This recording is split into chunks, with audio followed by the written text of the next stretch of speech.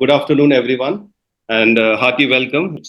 आज का हमारा मेन मुद्दा ये है, हम लोग यहाँ पर इसीलिए इकट्ठे हुए हैं बिकॉज राजस्थान एज हैना also has introduce that prone है एरिया, क्योंकि यहाँ पर बहुत सारे डिजास्टर होते हैं। बट बेसिकली कुछ सालों के पहले अगर हिस्ट्री में देखेंगे तो we were mostly having it, यहाँ पे हीट वेव्स के बड़े इशू होते थे। और हीट वेव एक ऐसा मुद्दा है जिसको ज्यादा सीरियसली नहीं लिया जाता था बिकॉज कुछ साल पहले क्लाइमेट चेंज के बारे में इतनी बातें नहीं होती थी, तो this whole agenda was not taken very seriously. But last year ये और ज्यादा स्ट्रांग इसीलिए हुआ बिकॉज लास्ट ईयर हमने देखा, जब Biparjoy cyclone was hit in the western part of Rajasthan, तब लगा कि हम लोग बहुत वेनरेबल हैं, हम बहुत कमजोर हैं। और इवन हमारा जो आईएजी ग्रुप है ये भी इतना स्ट्रांग नहीं है, हमें हमारे कॉन्टैक्ट्स इतने ज्यादा स्ट्रांग नहीं है और हमारे एक्सपीरियंस नहीं है। और इसमें हमने एक और मुद्दा, या maybe the weakness what we found is that, कि हमारे जो लोकल कम्युनिटीज है जिनके साथ हम काम करते हैं, क्योंकि उन्होंने भी आज तक कभी इस प्रकार के चैलेंजेस या प्राकृतिक आपदा फेस नहीं की थी, तो वो भी रेडी नहीं है कि उसको कैसे फेस किया जाए। जब हमने लास्ट ईयर वेपर जॉय में काम किया तो हमारे लिए सबसे बड़ा चैलेंज, हमारे जो आईएजी ग्रुप है राजस्थान का, उसके लिए सबसे बड़ा चैलेंज था हमारे लोकल पार्टनर्स एक साथ जुड़ नहीं पा रहे थे। With everybody is working in their own capacity, ज्यादातर बोलेंगे कि हम विमेन एम्पावरमेंट पे काम करते हैं, कुछ कहेंगे हम बच्चों के साथ काम करते हैं, some are working on different agendas, और maybe you can say different theme.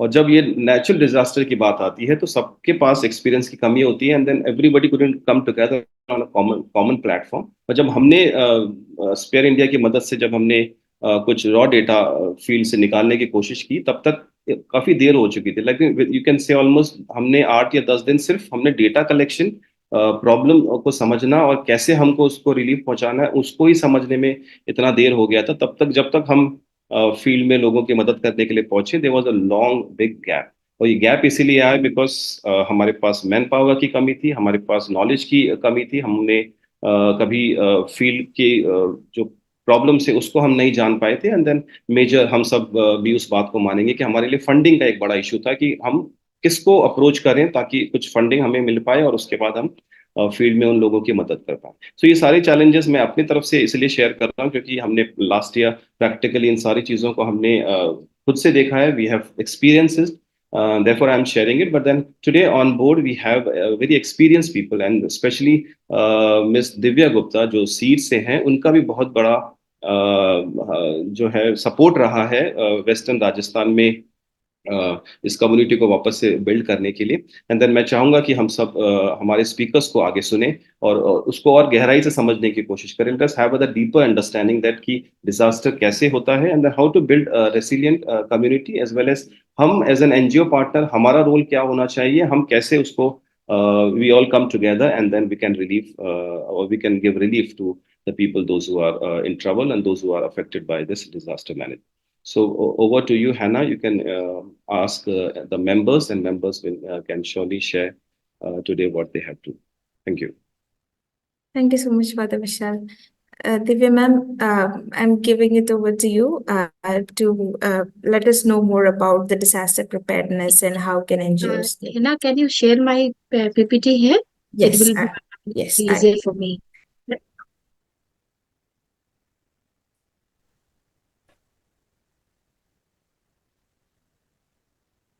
Can you see, ma'am? Yes, I can see. Yes. So thank you, Father Vishal. जैसे कि आपने बोला, and seeds is always with our IAG and our partners.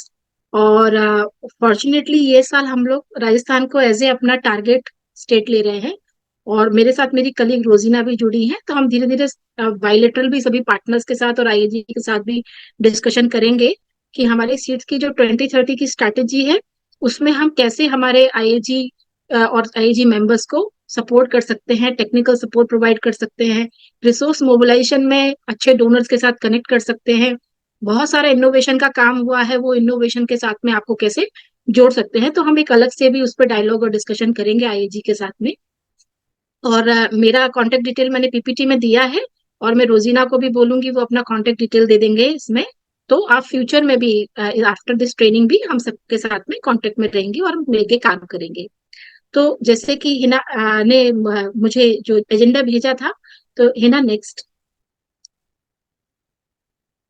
तो उसके हिसाब से मुझे अगले 10 मिनट में जो बात करनी है, लेकिन हम अभी के अलावा भी अगर आपको लगे तो हम फर्दर भी बाद में डिस्कशन इस पे करेंगे कि कैसे हमें दो चीजें समझनी है, कि कैसे हमें पूरा कॉम्प्रिहेंसिवली, समग्र रूप से हमें हमारे रिस्क को समझना है। मान लीजिए कि अगर हम 40 गांव में काम कर रहे हैं या 50 गांव में काम कर रहे हैं, हमारे पर्टिकुलर जियोग्राफी का, हमारे एरिया का क्या रिस्क है, कौन कौन से हैजार्ड हैं वहां पे।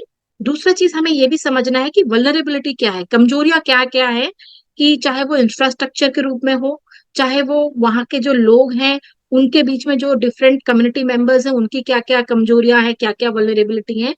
और तीसरा कि उनकी कैपेसिटी रिलेटेड क्या क्या वल्नरेबिलिटी है। तो हम ये पूरा ये सब चीजों को समझेंगे। इन्हें आप शेयरिंग उसमें लगा दीजिए, second slide. Do you want me to display?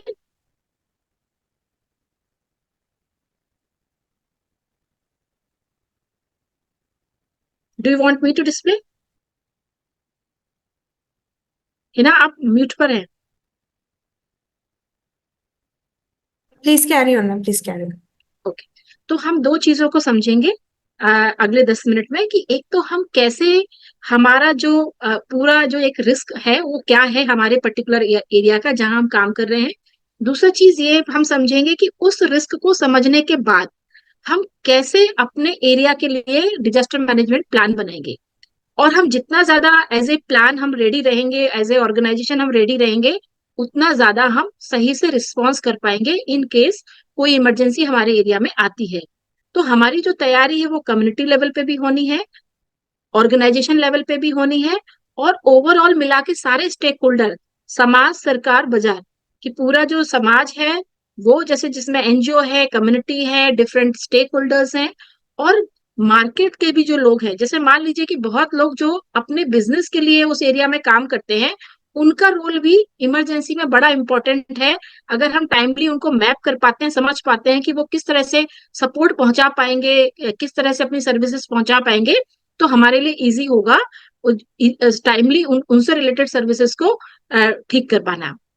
और सरकार और जो पूरा लाइन डिपार्टमेंट है, या जो भी ग्रास रूट फंक्शनरीज गांव में काम करते हैं, वो सबकी क्या प्रिपेयर्डनेस लेवल है। तो ये दोनों चीजें समझना बहुत जरूरी है। पहले तो हम समझेंगे कि रिस्क क्या है, फिर उस रिस्क को समझने के बाद कैसे हम प्लान बनाएं, अपने एरिया का डिजास्टर मैनेजमेंट प्लान बनाएं, वो हम समझने की कोशिश करेंगे। नेक्स्ट। तो पहले भाग में हम ये एक लिस्ट समझ लेते हैं कि क्या क्या चीजें हैं जिससे हमें आइडेंटिफाई होगा कि क्या क्या रिस्क हमारे एरिया में है। नेक्स्ट।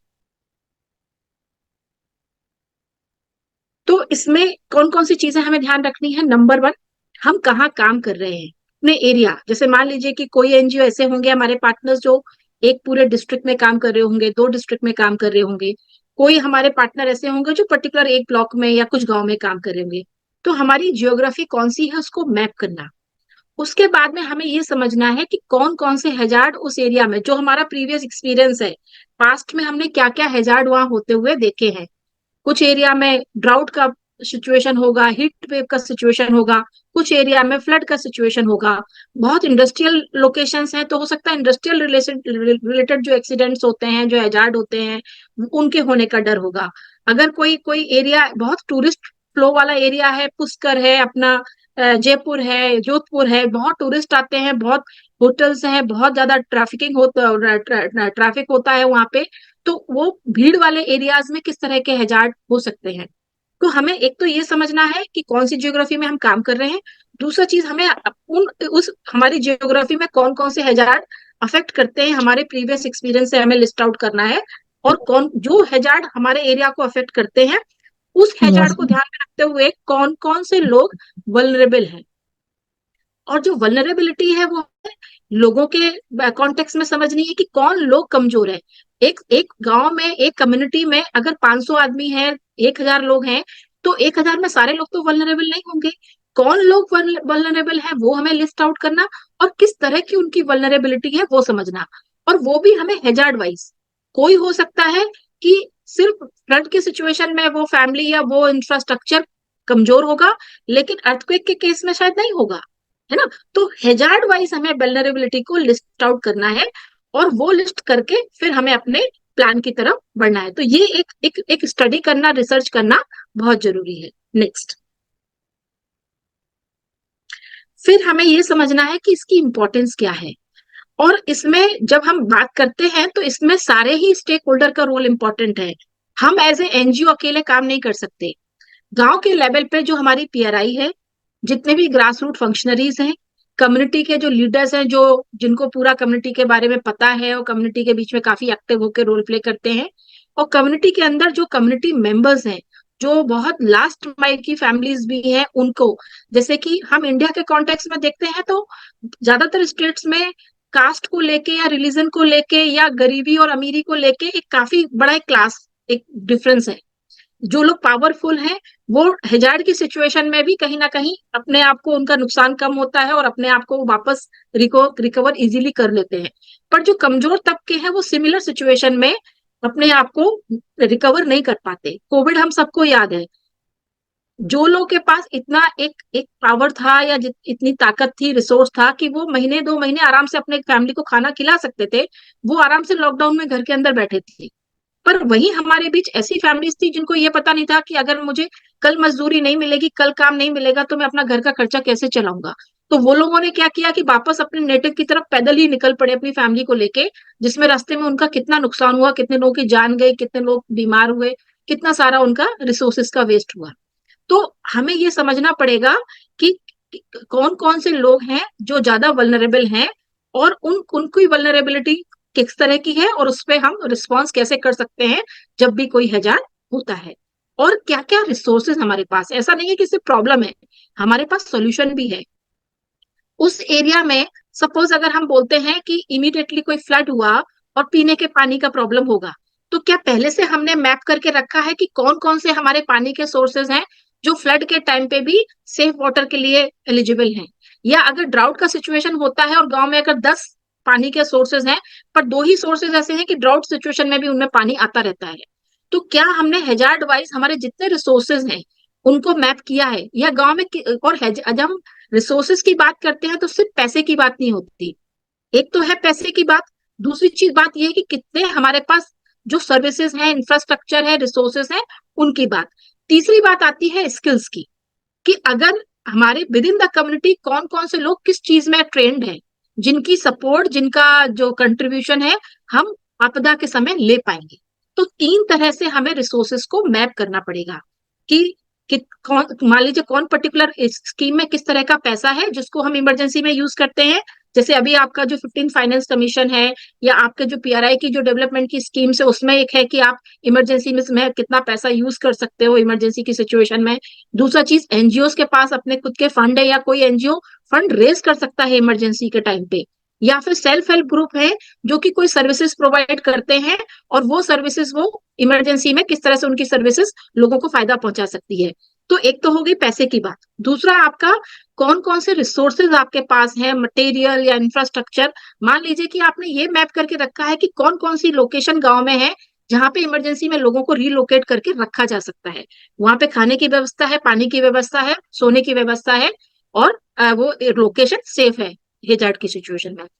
और तीसरी चीज आती है स्किल्स, कि कौन कौन से लोग आपके बीच में स्किल्ड हैं, जिनको, जो ट्रेंड हैं, जो लोगों को बचा सकेंगे, लोगों को सेट कर सकेंगे, एक जगह पे शिफ्ट कर सकेंगे, जो लोगों को रिलीफ की सप्लाई कर सकेंगे, या रिलीफ की सप्लाई के बाद में उनसे रिकवरी के लिए उनको क्या क्या सपोर्ट चाहिए, उससे रिलेटेड टेक्निकल सपोर्ट प्रोवाइड कर सकेंगे। तो इस तरह से आपको पूरा रिसोर्सेस का भी अपना लिस्ट बनाना है। नेक्स्ट, और जब हम ये सब बात करते हैं तो हमारे जो कुछ क्रॉस कटिंग इश्यूज हैं उनको हमें जरूर याद करना है। जैसे कि इन्वायरमेंट, हम जब भी कोई प्लान करें इन्वायरमेंट को हमेशा ध्यान में रखें। हमारी कोई भी प्लानिंग इन्वायरमेंट को नुकसान नहीं पहुंचानी चाहिए किसी भी तरह से। चाहे हम शेल्टर का डिजाइन बनाते हैं, या हम पानी को वापस लाने की बात करते हैं, पानी को हार्वेस्ट कंजर्व करते हैं, कोई भी एक्टिविटी जो हम करते हैं, इन्वायरमेंट को हमारी किसी एक्टिविटी से नुकसान नहीं पहुंचना चाहिए। दूसरा चीज, हम ये समझते हैं कि इंक्लूजन हमेशा इंपॉर्टेंट है। जब हम बात करते हैं कम्युनिटी, तो हमारे लिए लास्ट माइल का पर्सन या छोटा सा एक बच्चा भी उतना ही इंपॉर्टेंट है जितना कोई बड़ा व्यक्ति या कोई पावरफुल व्यक्ति या जो कोई पद पे बैठा हुआ है वो व्यक्ति। हर व्यक्ति हमारे लिए उतना ही इंपॉर्टेंट है। वो लोग भी उतने ही इंपॉर्टेंट है जिनका वॉइस नहीं है, जो जिनकी बात बाहर आती नहीं है, जिनकी प्रॉब्लम किसी को पता ही नहीं चलती है, जो अपनी प्रॉब्लम को बता ही नहीं पाते हैं। तो उनका स्टेक भी उतना ही इम्पोर्टेंट है, उनके लिए भी हमारी जो तैयारी है उतनी ही हमें सीरियसली और करके करना है। तो हमें वल्नरेबिलिटी को आइडेंटिफाई करना कि कौन किस तरह के हैजार्ड में कौन कौन से लोग हैं जो वल्नरेबल हैं, और किस तरह कौन कौन से इंफ्रास्ट्रक्चर है जो वल्नरेबल है, जिसको हम डेवलपमेंट स्कीम के साथ इंटीग्रेट करके हम उसको ठीक कर सकते हैं। मैं एक एग्जांपल आपको देती हूँ। गुजरात में जब 2017 में पीएम आवास योजना लॉन्च हुई, तो उस समय पे यहाँ पे आप सब जानते होंगे हुनरसाला काफी नोन ग्रुप है एशिया लेवल पे, जो नॉन प्रॉफिट ग्रुप है, हमारे सबके पार्टनर्स ही हैं वो लोग शेल्टर डिजाइन करते हैं, शेप शेल्टर डिजाइन करते हैं। तो उनको गवर्नमेंट ने बुलाया और उनको बोला कि पीएम आवास योजना में जो भी घर बनेंगे वो घर सेफ होने चाहिए, तो आप हमें डिजाइन बना के दो। उन्होंने गुजरात की 5 टोपोग्राफी को ध्यान में रखते हुए 5 तरह का डिजाइन बना के दिया कि कच्छ में किस तरह के घर बनेंगे, जो कोस्टल के डिस्ट्रिक्ट है वहां कैसे घर बनेंगे, जो प्लेन डिस्ट्रिक्ट है वहां कैसे घर बनेंगे। 5 उन्होंने वो डिजाइन बना के दिए, और वही 5 डिजाइन को गवर्नमेंट ने उसमें इंटीग्रेट किया कि फैमिलीज को वो डिजाइन दिए कि इन डिजाइन पे आपको घर बनाना है। तो जो आपका डेवलपमेंट का जितना भी काम है, आपकी वल्नरेबिलिटी को ध्यान में रखते हुए आपको, आपका जो हैजार्ड है उसको ध्यान में रखते हुए आपको सारा की सारा जितना डेवलपमेंट का काम है उसमें आपको उसमें इंटीग्रेट करना पड़ेगा। और जब आप उसको इंटीग्रेट करेंगे तो कहीं ना कहीं डिजास्टर से होने वाला जो आपका लॉस है, आप धीरे धीरे धीरे करके उसको कम करते जाएंगे। और इनकेस अगर बड़ा कोई डिजास्टर, कोई इमरजेंसी आती है, तो आप इमीडिएटली लोगों को राहत पहुंचा पाएंगे, लोगों की जितनी ज्यादा जान बचा पाएंगे आप। तो ये आपको समझना पड़ेगा। नेक्स्ट। तो ये एक बहुत इंपॉर्टेंट चीज है, अब हैजार्ड को भी समझना। और हैजार्ड की अगर आप देखो तो एक चीज तो हमें ये समझनी है कि हमारा प्रीवियस जो एक्सपीरियंस है उसमें कौन कौन से हैजार्ड हमारे एरिया में हुए हैं, वो हमें एक अच्छा आइडिया देगा समझने के लिए कि जिस ज्योग्राफी में हम काम कर रहे हैं वहां के कौन कौन से हैजार्ड हैं। दूसरा चीज, हमारा जो टाइप है वो डिफरेंट डिपार्टमेंट के साथ भी होना चाहिए, डिफरेंट रिसर्च इंस्टीट्यूशंस के साथ भी होना चाहिए, जो हमें हेल्प करेंगे समझने में फ्यूचर डिजास्टर्स को, फ्यूचर हैजार्ड को। क्योंकि क्लाइमेट चेंज का जो सिचुएशन है उसके हिसाब से अब काफी सारा बढ़ता जा रहा है, हैजार्ड के नंबर्स और टाइप बढ़ते जा रहे हैं। तो ऐसा नहीं है कि अब जैसे फादर विशाल ने बड़ा अच्छा एग्जाम्पल दिया साइक्लोन बिपरजॉय का। जिस तरह का पूरा सिचुएशन था, लग रहा था कि कच्छ में जाके वो हैवी लैंडफॉल करेगा और कच्छ का बहुत सारा एरिया में बहुत डैमेज होगा। पर वहां पे इतना डैमेज नहीं हुआ, थोड़ा बहुत हुआ कुछ लोकेशंस पे, पर ज्यादा डैमेज नहीं हुआ। और वो उस पर्टिकुलर साइक्लोन ने जाके यहाँ पे अपना जो राजस्थान का एरिया था, बाड़मेर वगैरह में, वहां पे जाके एकदम से बड़ा लैंडफॉल कर दिया और काफी बड़ा फ्लड वहां पे आ गया। तो हमें ये समझना पड़ेगा कि हमारा एक्सपीरियंस क्या है, वो कौन से हैजार्ड है, और हमारा जो क्लाइमेट चेंज का सिचुएशन है, जिस तरह से मौसम में बदलाव हो रहा है, उस तरह से क्या क्या चीजें और बढ़ सकती हैं फ्यूचर में, उनको भी ध्यान में रखते हुए हमें हमारी हैजार्ड की मैपिंग करनी पड़ेगी। और वो हैजार्ड की मैपिंग आपकी ज्योग्राफी वाइज भी डिफरेंट हो जाएगी। कि मान लीजिए कि अगर आप शहर एरिया में रह रहे हो, मल्टी बिल्डिंग स्टोरी बिल्डिंग में रह रहे हो, तो आपका हैजार्ड का टाइप चेंज हो जाएगा। और अगर आप गांव में स्कैटर्ड घरों में रह रहे हो, कच्चे घरों में रह रहे हो, तो हैजार्ड का टाइप आपका चेंज हो जाएगा। क्योंकि अगर कोई मल्टी स्टोरी बिल्डिंग में रह रहा है तो उसे फ्लड से डायरेक्ट अफेक्ट ऊपर की जो फैमिली है उसे नहीं पड़ेगा, पर गांव में जो कच्चे घर में रहने वाली नीचे तरफ को जिनका घर है उनको ज्यादा फर्क पड़ेगा। अर्थक्वेक आता है तो ये बिल्डिंग वाली फैमिली इमीडिएटली उनको अफेक्ट पड़ेगा, और ये वाली फैमिली काफी सुरक्षित हो जाएगी। तो आपको hazard particular location wise, community wise आपको लिस्ट आउट करना पड़ेगा। और जहां इंडस्ट्रीज वगैरह होती है वहां इंडस्ट्रियल रिलेटेड भी बहुत सारे हैजार्ड होते हैं। और कोविड ने हमें ये सिखाया कि हेल्थ हैजार्ड भी एक बहुत बड़ा हैजार्ड हो सकता है, जो कि पूरी की पूरी, जैसे हमारी वाली जो जनरेशन है उन्होंने पुराने वाले जो हेल्थ के जिससे रिलेटेड बड़ी बड़ी इमरजेंसी नहीं देखी, जो अब इंडिया में हो चुकी है पुराने टाइम में, जैसे प्लेग का हुआ था, काफी सारी हो चुकी है, हमारी जनरेशन ने उनको नहीं देखा। लेकिन कोविड ने वापस हम सबको वो याद दिला दिया कि हेल्थ से रिलेटेड भी हैजार्ड इतना बड़ा हो सकता है कि पूरी की पूरी कम्युनिटी उससे अफेक्टेड हो सकती है। तो क्या अगर ऐसी कोई भी नई बीमारी आती है, कोई भी नया ऐसा हेल्थ सिचुएशन आता है, तो क्या हमारी कम्युनिटी उसके लिए तैयार है? तो ये हमें समझना पड़ेगा। नेक्स्ट।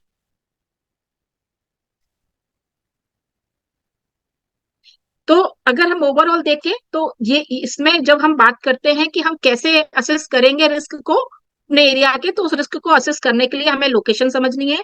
लोकेशन के बाद में हमें वल्नरेबिलिटी समझनी है। वल्नरेबिलिटी 3 रूप से समझनी है, जिसमें इंफ्रास्ट्रक्चर रिलेटेड, कौन लोग वल्नरेबल हैं, और कि किस तरह की उनके हैजार्ड है। पहला चीज ये था कि हमें हैजार्ड को लिस्ट आउट करना पड़ेगा। दूसरा चीज हमें वल्नरेबिलिटी को समझना पड़ेगा। तीसरी चीज हमें जो है क्या क्या रिसोर्सेज हैं उनकी मैप करनी पड़ेगी। तो ये ओवरऑल हमारा, अगर हमें रिस्क को असेस करना है हमारे एरिया को, कि कैसे हमारी, अगर हम जिस लोकेशन पे काम कर रहे हैं 10,000 की पॉपुलेशन को कैटर कर रहे हैं, तो वो 10,000 की लोकेशन किस तरह के रिस्क में है, तो वो हमें पूरा ओवरऑल एक स्टडी करके समझना पड़ेगा। नेक्स्ट। तो जैसे कि ये पूरा मैंने एक समरी बनाने का कोशिश किया, क्योंकि थोड़ा ज्यादा डिटेल हो गया है। कि एक तो हमें होलिस्टिक अप्रोच में समझना पड़ेगा कि कौन कौन से तबके हैं जो अफेक्टेड हैं, कौन कौन से तबके हैं जो जिनको हमें ध्यान में रखना है। दूसरा चीज ये है कि हम पहले से आइडेंटिफाई कर सके कि कौन कौन से हैजार्ड हमारे एरिया में हो सकते हैं। तीसरा चीज, रिसोर्सेज जो है उनको कहाँ खर्चा करना है, रिसोर्सेज को कहाँ यूज करना है, चाहे वो पैसे से रिलेटेड रिसोर्सेज हो, चाहे वो इंफ्रास्ट्रक्चर से रिलेटेड रिसोर्सेज हो, मटेरियल से रिलेटेड रिसोर्सेज हो, चाहे वो स्किल से रिलेटेड रिसोर्सेज हो। फिर हमें ये समझना पड़ेगा कि जब भी हम कोई डेवलपमेंट से रिलेटेड काम कर रहे हैं, अगर हम एजुकेशन से रिलेटेड काम कर रहे हैं, तो हमें ये समझना पड़ेगा कि जिस स्कूल और जिन बच्चों के साथ हम काम कर रहे हैं वो बच्चे कैसे सेफ हों, यानी वो सेफ स्कूल को हम कैसे वो करके इंश्योर कर सकते हैं। अगर हम लाइवलीहुड में काम कर रहे हैं, तो जिन बहनों के साथ या जिन परिवारों के साथ हम काम कर रहे हैं, तो कोई भी एक्टिविटी उनकी इस तरह की नहीं होनी चाहिए जो उन्हें और ज्यादा वल्नरेबल बना दे, बल्कि ऐसी होनी चाहिए कि कोई भी आपदा आने के समय वो लोग ने अपने आप को टाइमली रिलीव कर पाए। और फिर है हमारा कम्युनिटी रेजिलियंस। कम्युनिटी की खुद की हमें कैपेसिटी को इतना बढ़ाना है, रिसोर्सेस समय पे उनको मिल जाए, उनकी एक तैयारी हो जाए, और उनकी स्किल बिल्डिंग इतनी हो जाए कि वो खुद ही किसी भी बड़ी आपदा को हैंडल कर सके, उससे बाहर आ सके। नेक्स्ट।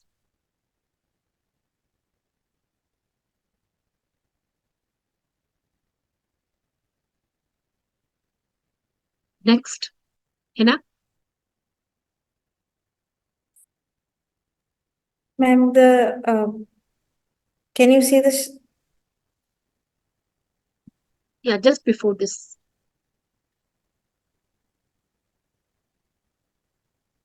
Done.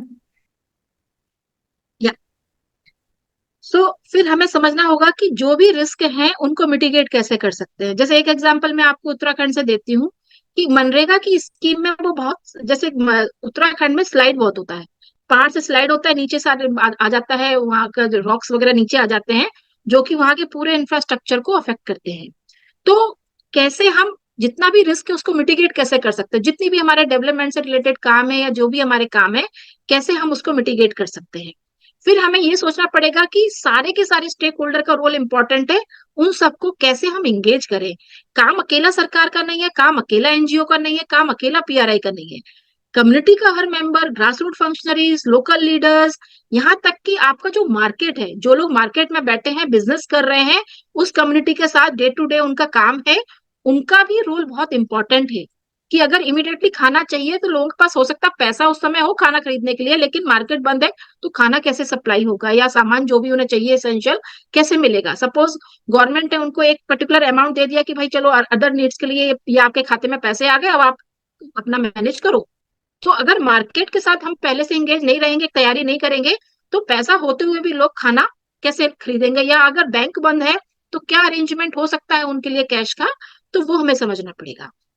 और अडेप्टिव प्लानिंग होनी पड़ेगी, क्योंकि क्लाइमेट चेंज का जो सिचुएशन है, हमारा हैजार्ड का सिचुएशन चेंज होता जा रहा है।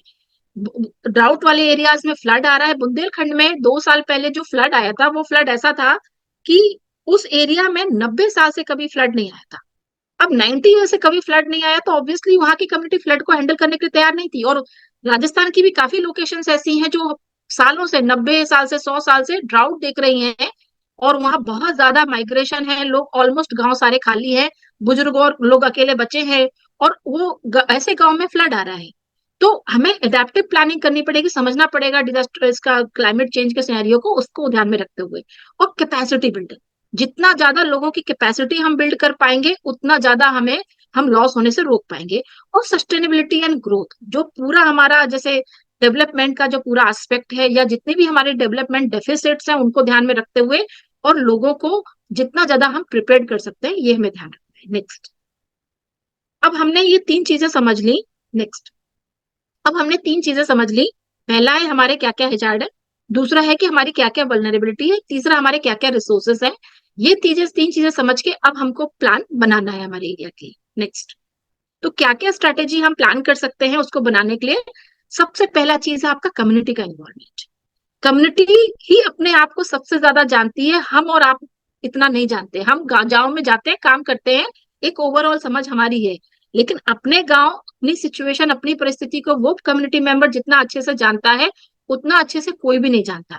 तो कम्युनिटी का इन्वॉल्वमेंट, उनकी बात को समझना और उनको ही हर एक डिसीजन मेकिंग में इन्वॉल्व करना और हर एक तरह के एग्जीक्यूशन में उनको इन्वॉल्व करना, और क्योंकि अल्टीमेटली उनको ही फेस करना है पूरा सिचुएशन, तो उनको उनका एंगेजमेंट डिसीजन मेकिंग में, प्लानिंग में और एग्जीक्यूशन में बराबर होना बहुत जरूरी है। और कम्युनिटी की जब हम बात करते हैं तो कम्युनिटी का हर तबका, ऐसा नहीं है कि वो लोग जो बड़े एक्टिव है वो लोग आके हर प्लानिंग में पार्टिसिपेट करेंगे, पर जो लोग कमजोर है वो बेचारे पीछे रह गए, उनका तो वॉइस किसी ने सुना ही नहीं। तो ये बहुत हमें ध्यान रखना है। नेक्स्ट, फिर हमें समझना है कि रिस्क क्या है, कि कौन कौन से हैजार्ड हैं और वो हैजार्ड में कौन कौन सी लोकेशंस हमारी अफेक्टेड होती हैं, क्या क्या वल्नरेबिलिटी है और क्या क्या कैपेसिटी है, ये समझना और वो समझ के फिर हमें प्लान में इसको डालना कि हमारा XYZ विलेज है, यहाँ पे ये हैजार्ड है, ये रिस्क है। और मान लीजिए कि ये सिचुएशन में हम प्रेग्नेंट लेडीज को कैसे सपोर्ट करेंगे, छोटे बच्चों को कैसे सपोर्ट करेंगे, जिनके यहाँ जानवर हैं उनको जानवरों को कैसे प्रोटेक्ट करेंगे, ये सब चीजें हमें ध्यान में रखनी है। नेक्स्ट, फिर हमें रिसोर्स मैपिंग, जैसे कि मैंने आपको बताया कि रिसोर्स हमें 3 तरह से देखने हैं। नंबर 1 पैसा, नंबर 2 जो भी इंफ्रास्ट्रक्चर है या जो भी स्किल्स हैं लोगों की, उनको हमें ध्यान में रखते हुए कि हमारी हम लोकेशन मैप करेंगे कि कौन कौन सी सेफ लोकेशंस है, या अगर पानी नहीं मिलता है इमरजेंसी के टाइम तो पानी कहाँ मिल सकता है, या सामान की जो सप्लाई है वो इमरजेंसी में कहाँ से हो सकती है, कौन लोग हमारे यहाँ स्किल्ड हैं जो कि इमीडिएटली हमें सपोर्ट पहुंचा सकते हैं। तो ये हमारा रिसोर्स मैपिंग उसमें करना। फिर हमारे लिए कस्टमाइज ट्रेनिंग एंड एजुकेशन, लोगों को बहुत अवेयरनेस देना और ट्रेंड करना और कस्टमाइज, अगर उस गांव की जो हैजार्ड है, जो वल्नरेबिलिटी है, उसी को ध्यान में रखते हुए उनको ट्रेनिंग देनी है। ऐसा नहीं होगा कि जो हमारी कश्मीर में जो हमने ट्रेनिंग प्लान की थी वो हमारी राजस्थान में काम आ जाएगी। इवन राजस्थान में भी जो ट्रेनिंग हमने जयपुर डिस्ट्रिक्ट के लिए प्लान की होगी वो हमें बाड़मेर में काम नहीं आएगी, और जयपुर डिस्ट्रिक्ट के अंदर भी जो जयपुर सिटी के लिए प्लान की होगी वो हमारे किसी इंटीरियर गांव में काम नहीं आएगी। तो हमें ये चीज को बहुत मतलब प्लान करके कस्टमाइज तरीके से उनके लिए ट्रेनिंग प्लान बनाना है और उनको ट्रेन करना है। और ट्रेनिंग में लास्ट माइल के लोगों को छोड़ना नहीं, हर किसी को ट्रेन करना है और उन्हें पता होना चाहिए कि ये सिचुएशन में हम कैसे हैंडल करेंगे, और उनकी day to day development activities में वो इसको इंक्लूड करेंगे। नेक्स्ट, फिर है early warning system. Early warning system का मतलब सिर्फ सरकार या IMD या मौसम विभाग नहीं है, ये लास्ट माइल तक आपका मैसेज पहुंचना चाहिए कि आज बहुत लाइटनिंग इतने बजे से इतने बजे तक इस डिस्ट्रिक्ट में होने वाली है या इस ब्लॉक में होने वाली है, तो जो लोग भी हैं वो अपने आप को सेफ रखें। तो 2 तरीके से लोगों तक वो अर्ली वार्निंग का समझ होना चाहिए। नंबर 1 कि पर्टिकुलर हैजार्ड में अपने आप को सेफ रखते कैसे हैं, मान लीजिए लाइटनिंग से सेफ रखते कैसे, पहले तो मुझे यही पता होना चाहिए। फिर मुझे सही टाइम पे ये पता होना चाहिए कि मेरे एरिया में कब लाइटनिंग होने वाली है। अगर लास्ट माइल तक वो SMS के थ्रू, कम्युनिटी इंगेजमेंट के थ्रू या कम्युनिटी लेवल का जो अपना कम्युनिकेशन सिस्टम है, रेडियो, हैम रेडियो के थ्रू, कम्युनिटी रेडियो के थ्रू, कैसे वो इन्फॉर्मेशन को टाइमली वहां पहुंचाया जा सकता है, ये बहुत इंपॉर्टेंट है, इसका प्लानिंग उसमें डालना। नेक्स्ट, और इवैक्यूएशन प्लान बनाना। ऐसा नहीं है कि आज डिजास्टर हो गया अब हम सोच रहे हैं कि भाई कैसे हम अपने आप को इवैक्यूएट करें, कैसे जान बचा के बाहर आए। ये प्लान पहले से होना चाहिए कि गांव में कौन लोग हैं जो इसके लिए स्किल्ड हैं, क्या क्या मटेरियल है जो हमारे पास है। लाइक अगर फ्लड की बात करें तो बोट्स वगैरह हैं या लाइफ जैकेट वगैरह है, रस्सी वगैरह है ना। या जैसे हम पहाड़ पे अगर काम कर रहे हैं तो कितने लोगों के पास, हमारे पास पालकी है, कितने लोगों के पास घोड़े हैं, कितने लोगों के पास म्यूल है, वो हमें ध्यान में रख के हमें करना। आप जस्ट मुझे एक ही सेकंड दीजिए, एक ही सेकंड मुझे दीजिए।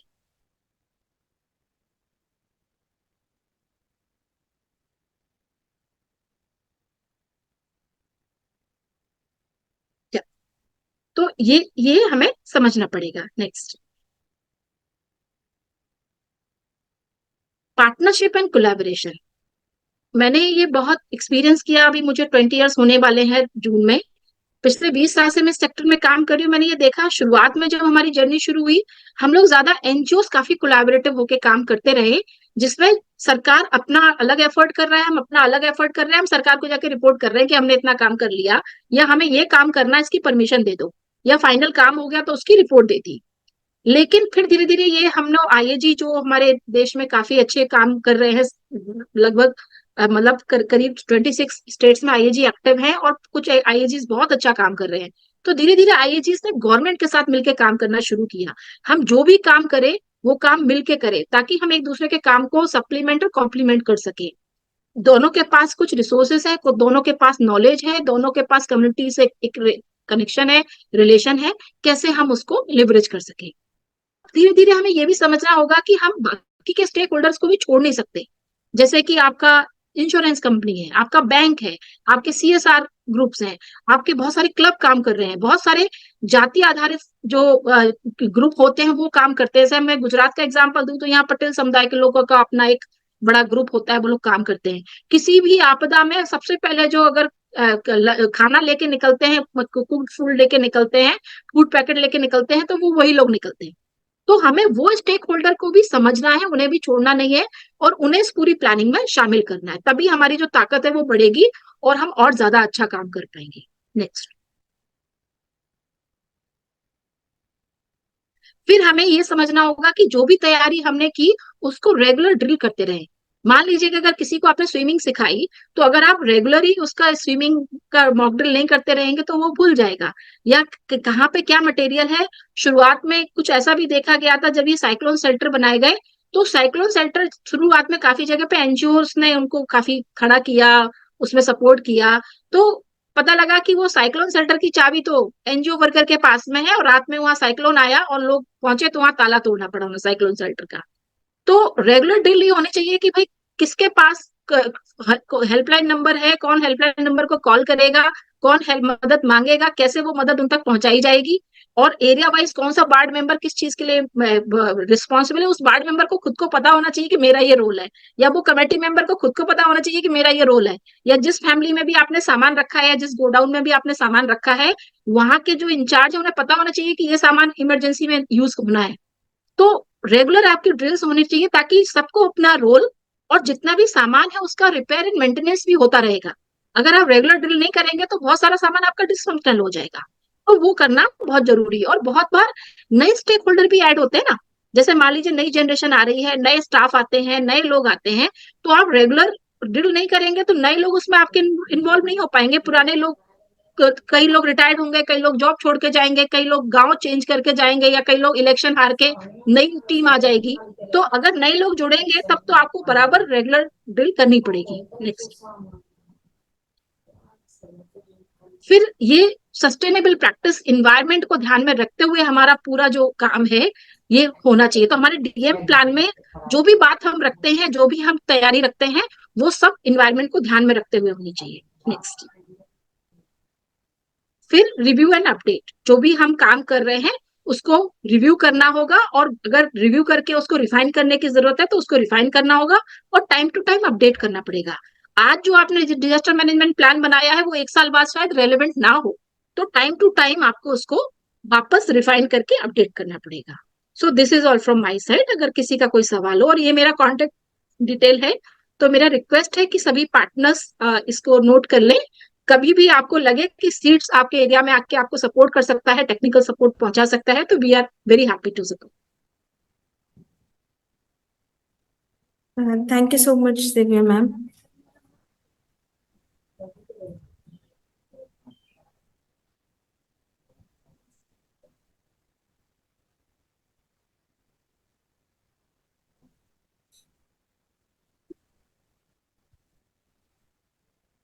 So thank you very much, Divya ma'am, for setting the context as well as also giving us a very brief pre-requirements, like how we can make ourselves ready to face such challenges. Or I would also like to welcome, there are some IAG members from different states also, those who are here. I think they too will have very vast understanding and knowledge about disaster. तो हम जैसे ही अपने speakers को का session खत्म हो जाएगा, हम इनसे भी सुनना चाहेंगे जो कि दूसरे स्टेट्स में वहाँ के हालात कैसे हैं and how they have been facing such challenges. So thank you very much, Divya ma'am.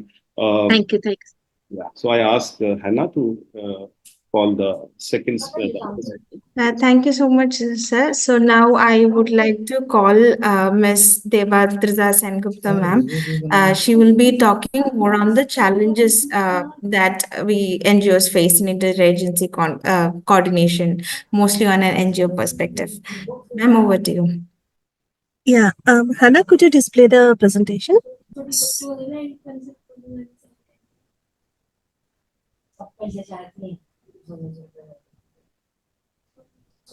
In the meantime, thanks to my previous speaker, I was very happy to see the preparedness points, especially the summary points she mentioned at the end. Divya ji ko bahut bahut धन्यवाद, because those are some of the things that I'm going to come back to. वहाँ पे भी नहीं जा रहा, नहीं वो लोग भी टोक देते हैं जी, जा रहा होता तो टोक देते हमको जी। And please go on. I think that was disturbance. All right. So I'll be coming back to those points later on once I finish talking about the challenges and the learnings. मैं कोशिश करूंगी हिंदी में ही ज्यादातर बात करने के लिए, पर अगर कभी मैं इंग्लिश में चली जाती हूँ तो बिना हेजिटेशन पे आप हमें रोक के बोल सकते हैं कि हिंदी में वापस आने के लिए। जब हम लोग कोई ह्यूमैनिटेरियन रिस्पांस प्लान करते हैं तो वहाँ पे काफी सारे चैलेंजेस हम लोग फेस करते हैं। कभी हमारा अपना पहचाना हुआ, जाना पहचाना हुआ इलाका होता है जहाँ पे हम लोग पहले से काम कर रहे होते हैं। कभी कभी ऐसा भी होता है कि कंप्लीटली डिफरेंट इलाका हो। जैसे साइक्लोन बिपरजॉय की बात आप लोग कर रहे थे, तो साइक्लोन बिपरजॉय पहले गुजरात में आया, उसके बाद राजस्थान में आया।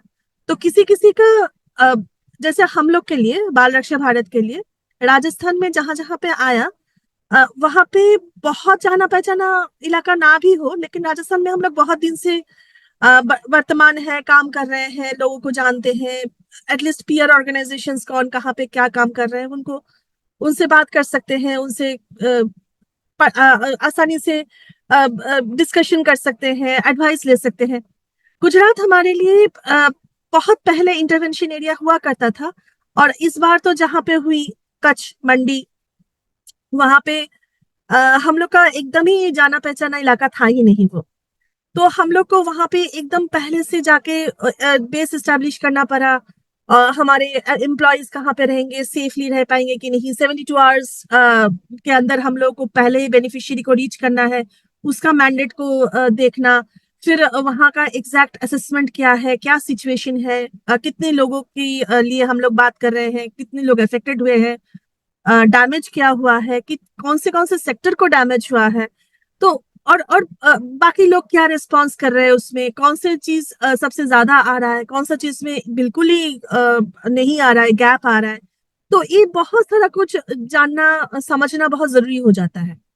तो मैं क्या कोशिश करूंगी ना, मैं कोशिश करूंगी जितने इम्प्लीमेंटेशन के फेजेस हैं एकदम शुरू से लेके, जैसे कि हम लोग असेसमेंट से शुरू करते हैं कि कहाँ हुआ है, क्या हुआ है, कितना हुआ है, क्या चाहिए है, क्या मिल चुका है, क्या नहीं मिला है अभी तक, वो जो असेसमेंट के फेज है, वहां से लेके जो ऑपरेशंस वाली फेज है, वहां में क्या सोच सकते हैं हम लोग, और उसके बाद हम लोग जब क्लोजर कर रहे हैं तो वहां पे हम लोग क्या चैलेंजेस, क्या लर्निंग्स हमारी हुई है, वहां पे जैसे जा सकते हैं।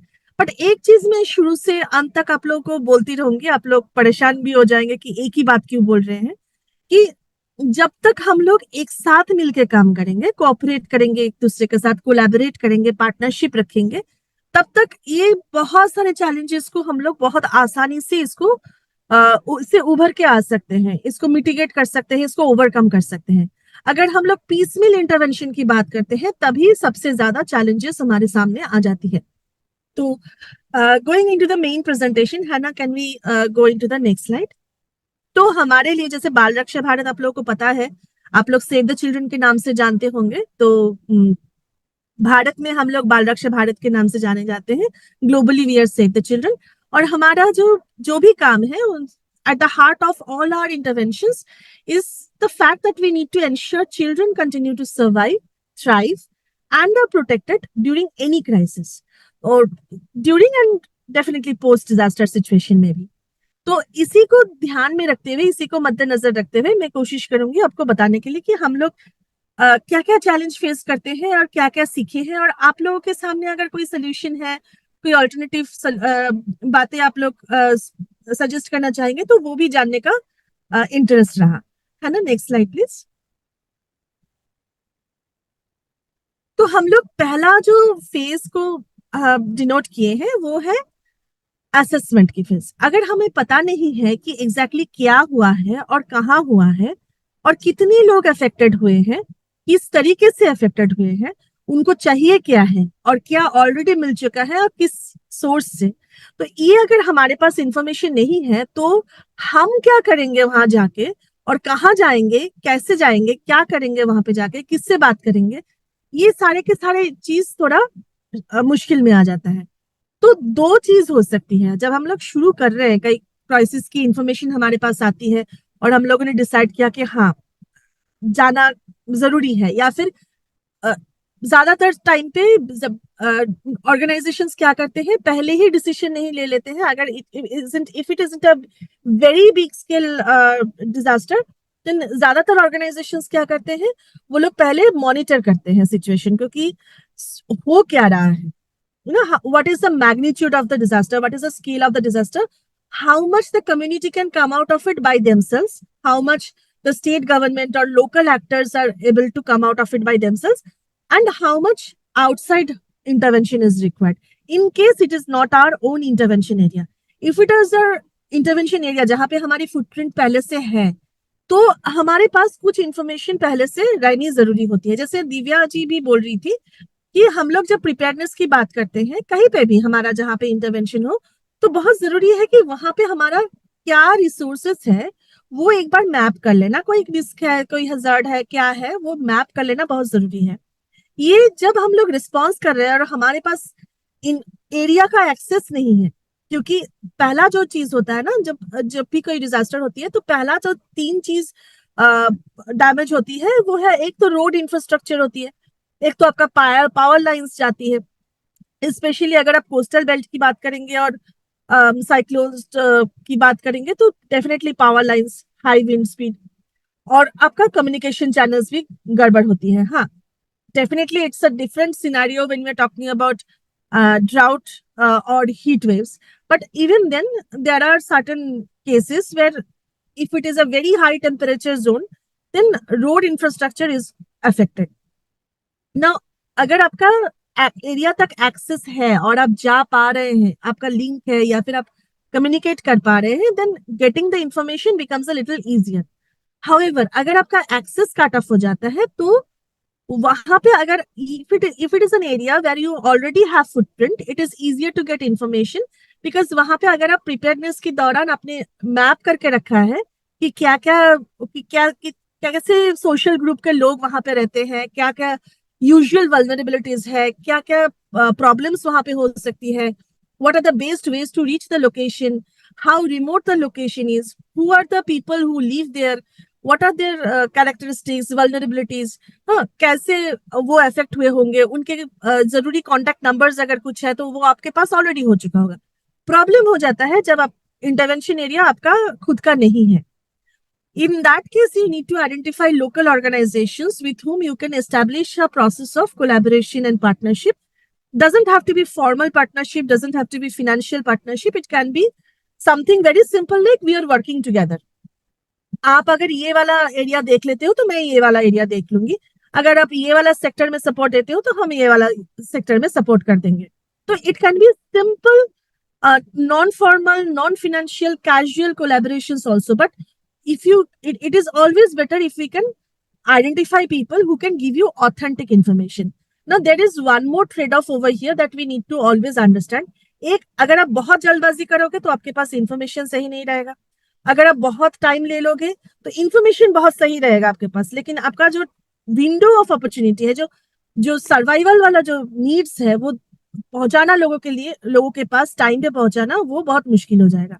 तो आपको वो बहुत बैलेंस में करके, इसीलिए ये जो चैलेंज है ना, getting authentic information from the ground, understanding exactly who we are working for and what exactly are the gap areas that has not been responded to by any other organization, वो समझने के लिए बहुत कम time हमारे पास आते हैं। तो इसलिए बहुत इंपॉर्टेंट होता है उसको मिटिगेट करने के लिए, ये चैलेंज मिटिगेट करने के लिए, ओवरकम करने के लिए, कि हम लोग आइडेंटिफाई कर ले कि लोकल पीयर ऑर्गेनाइजेशंस कौन से हैं एंड हम लोग क्या कर सकते हैं, जो हमारा यूएसपी है उन लोग का क्या हो सकता है जो उनका यूएसपी है, एंड हम लोग एक साथ कैसे काम कर सकते हैं। सो each time you are identifying a challenge, it can be overcome if you only come together and put your strengths on the table.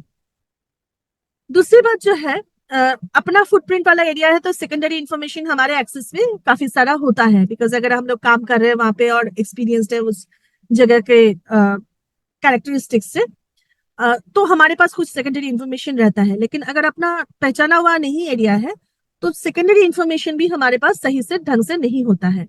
कभी कभी हम लोग बहुत कोऑपरेटिव लोकल स्टेक होल्डर्स मिल जाते हैं जो जिनसे हमें ढंग का इंफॉर्मेशन मिल जाता है, जिसके बेसिस पे हम लोग काफी एक्यूरेटली अपना जो पूरा रिस्पॉन्स स्ट्रेटेजी है उसको बेस कर सकते हैं, उसको फाउंड कर सकते हैं।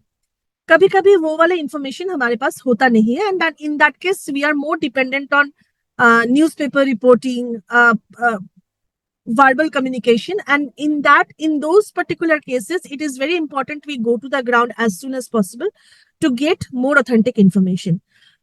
One very good thing that comes up, if there is a IAG and there is also sphere presence there, if only we can do a joint rapid need assessment and within that particular time frame, अगर आप JRNA करने के लिए 3 हफ्ता लगा देते हो तो उसमें कोई फायदा होता नहीं है। I remember Father Vishal was talking about fund mobilization, resource mobilization right at the beginning of this session. एक चीज क्या होती है ना, अगर आपको फंड मोबिलाइज करनी है, रिसोर्स मोबिलाइज करनी है, तो आपको ना बहुत ऑथेंटिक इंफॉर्मेशन डोनर को देना होता है। जो ऑथेंटिसिटी कहाँ से आती है, अगर आप JRNA रिपोर्ट सबमिट करते हो तो उसमें क्या होता है ना, there are different organisation submitting their, बहुत सारे ऑर्गेनाइजेशंस अपने अपने जो असेसमेंट किए हुए हैं वो उनको स्फीयर को दे रहे हैं। स्फीयर इज कंसोलिडेटिंग, वो इकट्ठा करके इंफॉर्मेशन इकट्ठा करके अपने ब्रांड में वो दे रहे हैं। एंड जिस तरीके से हम लोग इंफॉर्मेशन को इकट्ठा करते हैं, दैट ऑल्सो स्फीयर अपना एक टूल देती है। तो हम लोग हर कोई अगर वही टूल यूज करते हैं तो सिमिलर टाइप का इंफॉर्मेशन उठ के आता है। And since it is a public domain document, since Sphere is also putting the brand on it, तो वो डोनर को ना बहुत मतलब ऑथेंटिक वो मानते हैं, वो एक्सेप्ट करते हैं इसको ऑथेंटिक इंफॉर्मेशन बोल के। तो अगर हमारा JRNA पहला 1-2 हफ्ते के अंदर तैयार हो जाता है, we have it in hand, it is easier to connect to donors, it is easier to mobilise resources, है ना। इसीलिए असेसमेंट हम लोग को जितनी जल्दी हो सकता है, provided we do not compromise with the quality of information, assessment हम लोग जितनी जल्दी कर सकते हैं वो हमारे लिए अच्छा है। एंड वन ऑर्गेनाइजेशन नहीं, पीसमील नहीं, अगर हम लोग एक साथ मिलके कर सकते हैं with the help of an organisation like IAG और स्फीयर, तो उससे क्या होता है, सिमिलर इंफॉर्मेशन चारों तरफ से आता है, तो it becomes a consolidated whole. आप मान लीजिए अगर बाल रक्षा भारत ने डूंगरपुर के लिए किया, किसी और ने जैसलमेर के लिए किया, किसी और ने जोधपुर के लिए, किसी ने उदयपुर के लिए किया, तो हर किसी का अगर किसी सेंट्रल लोकेशन पे आता है तो automatically you get a assessment report for Rajasthan. You don't have to wait for any other thing. You can immediately use it to mobilize resources. You can immediately use it to make your response strategy. तो ये बहुत important हो जाता है। तो वहां पे एक चैलेंज हम लोग के लिए ये आता है कि अगर असेसमेंट सही ढंग से नहीं हुआ और अगर हमारे पास इंफॉर्मेशन नहीं ढंग से रहा तो फंड मोबिलाइजेशन भी बहुत चैलेंजिंग यहाँ पे हो जाता है। हना, could we go to the next slide? Thank you. दूसरी बात है कि अभी हम लोग जब इम्प्लीमेंटेशन को देखते हैं, ऑपरेशंस को देखते हैं, तो वहां पे हम लोग क्या देखते हैं, एक तो है कि हर कोई एक जगह पे चले गए, कोई एक दूसरा जगह रह गया जहां पे भी डिजास्टर हुई है लेकिन कोई गया नहीं, एक ऐसा होता है। दूसरा एक ऐसा होता है कि हर किसी ने से वॉश पे इंटरवेंशन कर दिया या फिर एजुकेशन पे कर दिया या फिर चाइल्ड प्रोटेक्शन पे कर दिया, लेकिन दूसरा कोई सेक्टर रह गया बाकी जिसमें किसी ने मतलब सपोर्ट किया ही नहीं। तो इस तरीके के डुप्लीकेशन और रिसोर्स वेस्टेज को कम करने के लिए this is a major challenge, and इसको कम करने के लिए भी हम लोग जितना एक दूसरे के साथ कम्युनिकेट करेंगे, ऑर्गेनाइजेशंस जो इम्प्लीमेंट कर रहे हैं, जो नहीं भी इम्प्लीमेंट करे लेकिन वहां पे लोकली वो है, या फिर सपोर्ट कर सकते हैं किसी ना किसी तरीके से, टेक्निकली सपोर्ट कर सकते हैं, फिनेंशियली सपोर्ट कर सकते हैं, तो हम लोग को एक दूसरे के साथ बात करना बहुत जरूरी हो जाता है, specially pre, during and post disaster situation. And उसको फैसिलिटेट करने के लिए भी network bodies like IAGs are excellent. In case IAG is not there, then some network will be there in that particular state which has brought together a number of organizations. We can utilize those networks also. But it is very important, very critical that we understand who is going where and who is doing what. Otherwise, it becomes a big challenge. मान लीजिए तमिलनाडु में tsunami के time पे एक बहुत सारा organisations ने support करा था, एंड उसके बाद जब इवैल्यूएशन हुआ देखा गया, there was this one very funny point, बात मतलब इतना भी फनी नहीं है, मतलब सैड भी है अगर आप सोचे तो किसी फैमिलीज को कुकिंग यूटेंसिल्स बहुत ज्यादा मिला, 20 सेट्स मिला, और उस फैमिली को आपका जो हाइजीन मटेरियल्स है वो मिला ही नहीं। और एक जगह में जाके देखा गया कि बहुत सारे हाइजीन किट्स उनको मिल गए, उस फैमिलीज को, उस जगह के फैमिलीज को, और उनको कुकिंग किट्स का कुछ अता पता नहीं है। तो that doesn't make any sense. So it's very important that we communicate to each other कि हम लोग क्या करना चाहते हैं और कहाँ करना चाहते हैं और किसके साथ करना चाहते हैं, एंड उसके लिए हमारा एक नेटवर्क, एक प्लेटफॉर्म रहना बहुत जरूरी है जहाँ पे हम लोग ये बातें कर सकते हैं, डिस्कशन कर सकते हैं। दूसरी बात है, अगर हम लोग नए जगह में जा रहे हैं तो वहां पे इमीडिएटली हम लोग को बेस सेटअप करना होता है ना। हम कोई अकेला तो जाके नहीं करेगा हर काम, तो वहां पे एक ऑफिस स्पेस सेटअप करनी होती है, आपको वेंडर्स देखने होते हैं, मार्केट है कि नहीं देखने होते हैं, वेंडर्स के साथ आपको, अगर आप पेपर वर्क ही सिर्फ देख ले तो आपको, अगर आप ऑडिट रिक्वायरमेंट्स भी पूरी करना चाहते हैं, आपका डोनर का रिक्वायरमेंट्स भी पूरी करना चाहते हैं, तो you have to do a lot of paper work also. तो उसके लिए आप लोग को बहुत सारा काम करना होता है बहुत शॉर्ट टाइम में। वेयर हाउसिंग देखना होता है, स्टॉक मैनेजमेंट देखना होता है, वेंडर को असिस्ट करना होता है, मार्केट कौन सा लेंगे आप, वहां पे आपको सही तरीके से आपको बिल्स वगैरह सब मिलेंगे कि नहीं, आपको logistics and supply chain establish करना होता है, आपका आपके पूरा टीम वहां पे जाके रहेगा, सो सेफली रह पाएंगे कि नहीं, वहां से जाके काम कर पाएंगे कि नहीं, all those kind of things you have to set up in a Hari.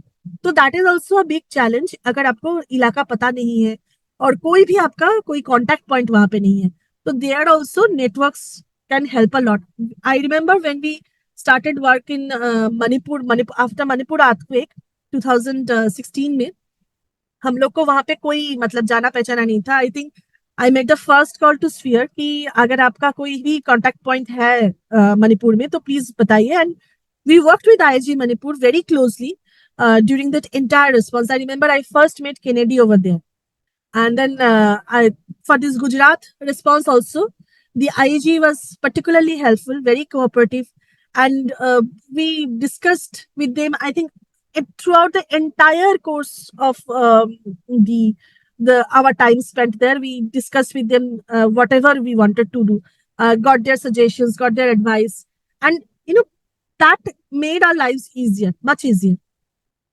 So that is one point. Second thing, आप कम्युनिटी में जा रहे हैं, अगर आप सिर्फ अपनी बात करके चले आएंगे तो एक तो है कि अगर अकाउंटेबिलिटी की बात आ जाती है, हम लोग जब कोर ह्यूमैनिटेरियन स्टैंडर्ड्स की बात करते हैं तो उसके फॉर्मेट में ये नहीं रहा, हम लोग बस गए, बात करें, सामान देके चले, that is not the way to do things.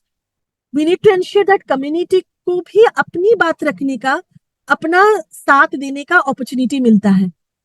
Second thing is, वो करने से आपका इंक्लूशन भी आता है, यानी कि जिनका वॉइस आप एकदम विजिबल नहीं है लेकिन वो लोग है गांव में, आपको पता है या फिर आप ढूंढ रहे हैं, तो वो देखना, पर्टिकुलरली स्पेसिफिकली पूछ के देखना, उनको, उनका वॉइस को हियर करना भी बहुत जरूरी है। Accountability is a very big thing. अगर हम लोग गए और बस सामान देके चले आए, that is not the way to do things. वो तो कैसे भी कर सकते हैं, उसके लिए इतना बड़ा सेटअप करने की, इतना बात करने की, इतना डॉक्यूमेंटेशन, इतनी चीज की तो जरूरत नहीं है। लेकिन we are accountable for to we are working for, है ना। हम लोग अगर बच्चों के लिए काम करते हैं तो उनके लिए हम अकाउंटेबल है।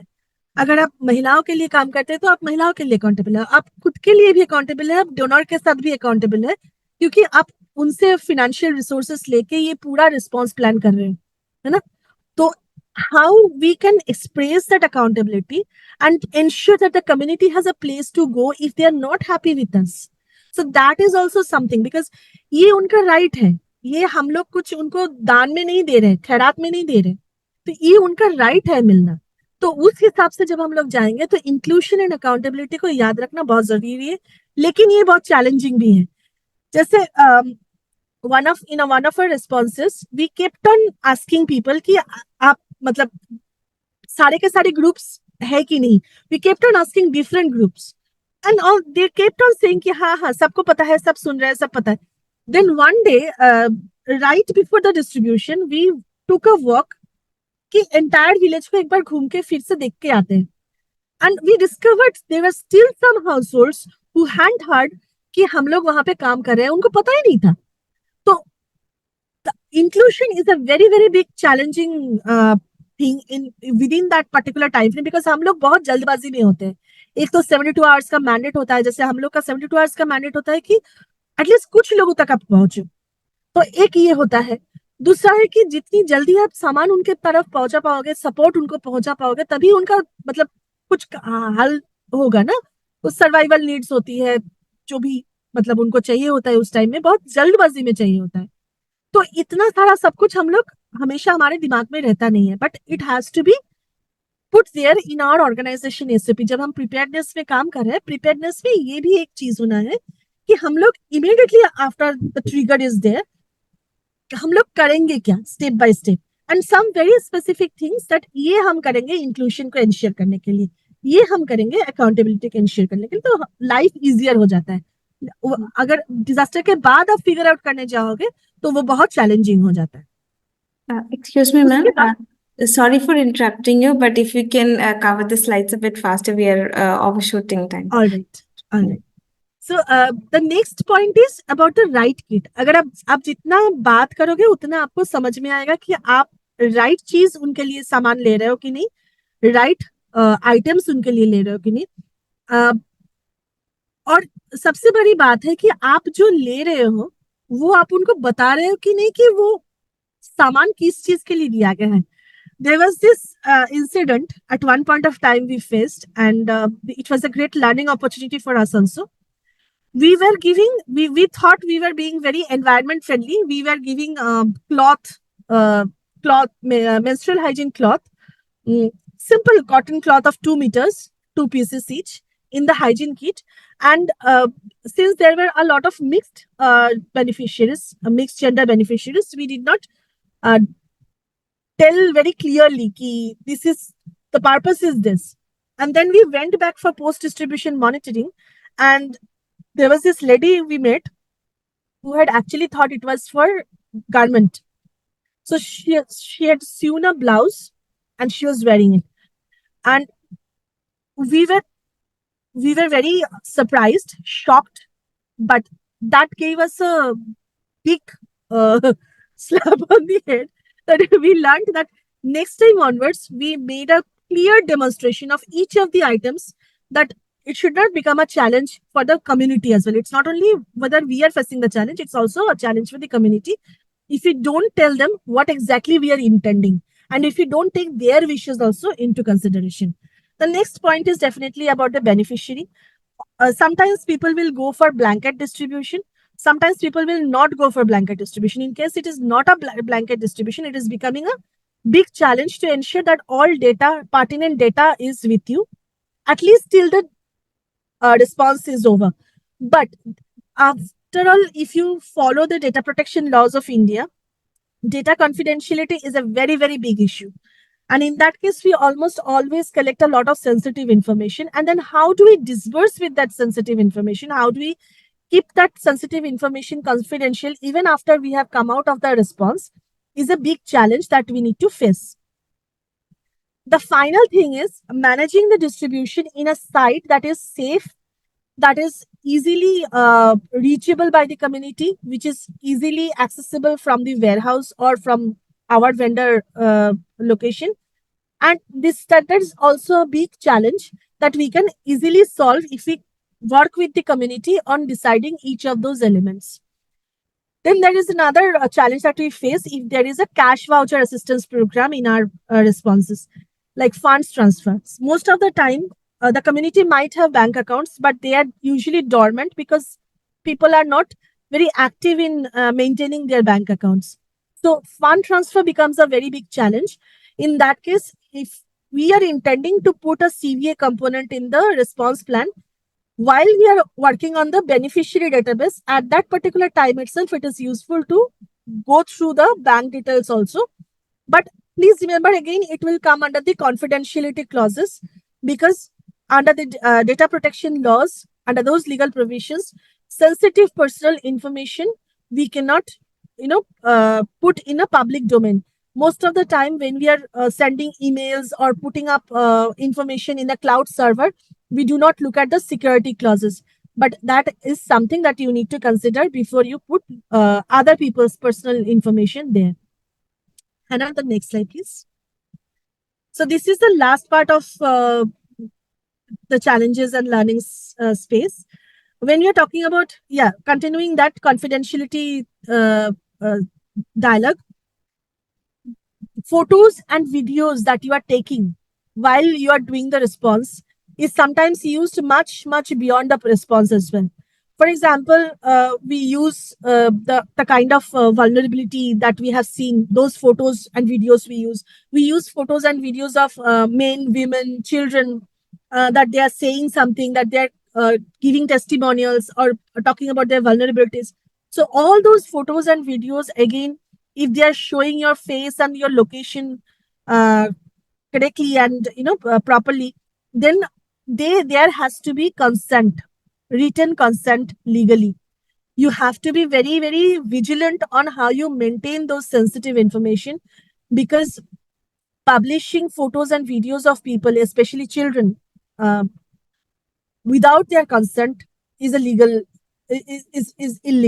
in India. So when you are closing out the operations, when you are exiting the response, then you have to understand how to ensure that sensitive personal information that has been collected remains confidential and it's not getting there is no chance of leaking out or anything. And of course, post-distribution monitoring is sometimes a big challenge, as I mentioned earlier, like the sanitation cloth incident that we faced. But there are some amazing learnings as well. However, again, once we understand what are the challenges and what are the learnings from those challenges, how we overcame those challenges, how we mitigated those challenges, so that process can actually feed into the next phase's preparedness exercise. Hannah, if you could go to the next slide. Thank you. So I have just put in some letters over here. It must be आप लोगों को लग रहा होगा कि क्या letters है. पहला है कि ए अगर हम लोग बताते हैं एंटिसिपेटरी एक्शन. अगर हमें पता है कि ये चीज होने वाला है, हर साल होता है, इस टाइम होता है, तो why don't we anticipate that action, anticipate that crisis and take some action beforehand. ये है ना, जैसे अगर हमें पता है कि अप्रैल मई में हम लोग हीट वेव देखेंगे and it will reach its peak in April mid April and April, तो हम लोग क्यों ना हीट वेव के लिए मार्च से काम करना शुरू कर सकते हैं. That is preparedness, but more specialized preparedness targeted towards one particular crisis. Nexus. And ये क्या चीज है? This is also something that can help us in future interventions. अगर आप कहीं पे ऑलरेडी प्रेजेंट है, जैसे दिव्या जी बोल रही थी, वहां पे आप रिस्क रिडक्शन का भी काम अगर करते हैं, तो it is much easier to mitigate the scale of the disaster. It is much easier to respond to whatever has happened, because you already have the information, you already have the data. Much time is reduced in terms of where you go, where to get information, how to do assessment and all that. And you immediately can get into the response thing. And once you come out of the response and you come back to the development thing, you get that entire experience to, shape your next preparedness interventions, next set of preparedness interventions. And of course, something very new that is coming up now in the discussions globally is collective outcomes. Like, I know there will be humanitarian crisis in this context. I know we are working in development interventions in this context, in this particular area. And why don't we think of collective outcomes, something that will, when we are working in the development intervention, it will work as the outcome for our development intervention. If there is a crisis in that particular area, we seg into the humanitarian response using the same outcome, and then we seg out of the humanitarian response and come back to the development intervention with minimal transition shock, if you could say, ताकि आप streamline करके बाहर निकल के आ सकते हैं. It is much easier on the people and it is much easier on the communities and the organizations working for them as well. Thank you. So thank you very much, ma'am. आपने बहुत ही संक्षेप में और आप बहुत ही अच्छे से आपने हमको समझाया. एंड वेरी स्पेशली आपने एक बात पर यहाँ पर बहुत अच्छा जोर दिया कि हमारा वर्क कलेक्टिव नहीं है. हम काम कर रहे हैं इस फील्ड में, but then what we are doing is that what is my understanding I am doing in my area and the other organisation is also doing the same thing, what is their understanding and the immediate need, and then they do it. So I think ये IAG platform इसीलिए बना था ताकि हम collectively we come together and plan something. How can we send immediate relief to our beneficiaries, the people we are working for? So thank you very much, ma'am, for sharing your knowledge as well as an experience. आपके experience से हमको बहुत कुछ सीखने को मिला कि हम कई बार कोई भी सामान जो immediate need होती है हम उनको लोगों को दे देते हैं, but then we don't demonstrate and then we don't tell them that how to use the hygiene kit or maybe whatever we are providing them. वो आई थिंक हमें बहुत ज्यादा जरूरी. So thank you very much ma'am. So हमारे बीच में अब धनंजय हैं. धनंजय ऑब्वियसली यूनिसेफ से हैं, बहुत ही एक्सपीरियंस्ड हैं, एंड हम आगे आपसे सुनना चाहेंगे सर. So Dhananjay please.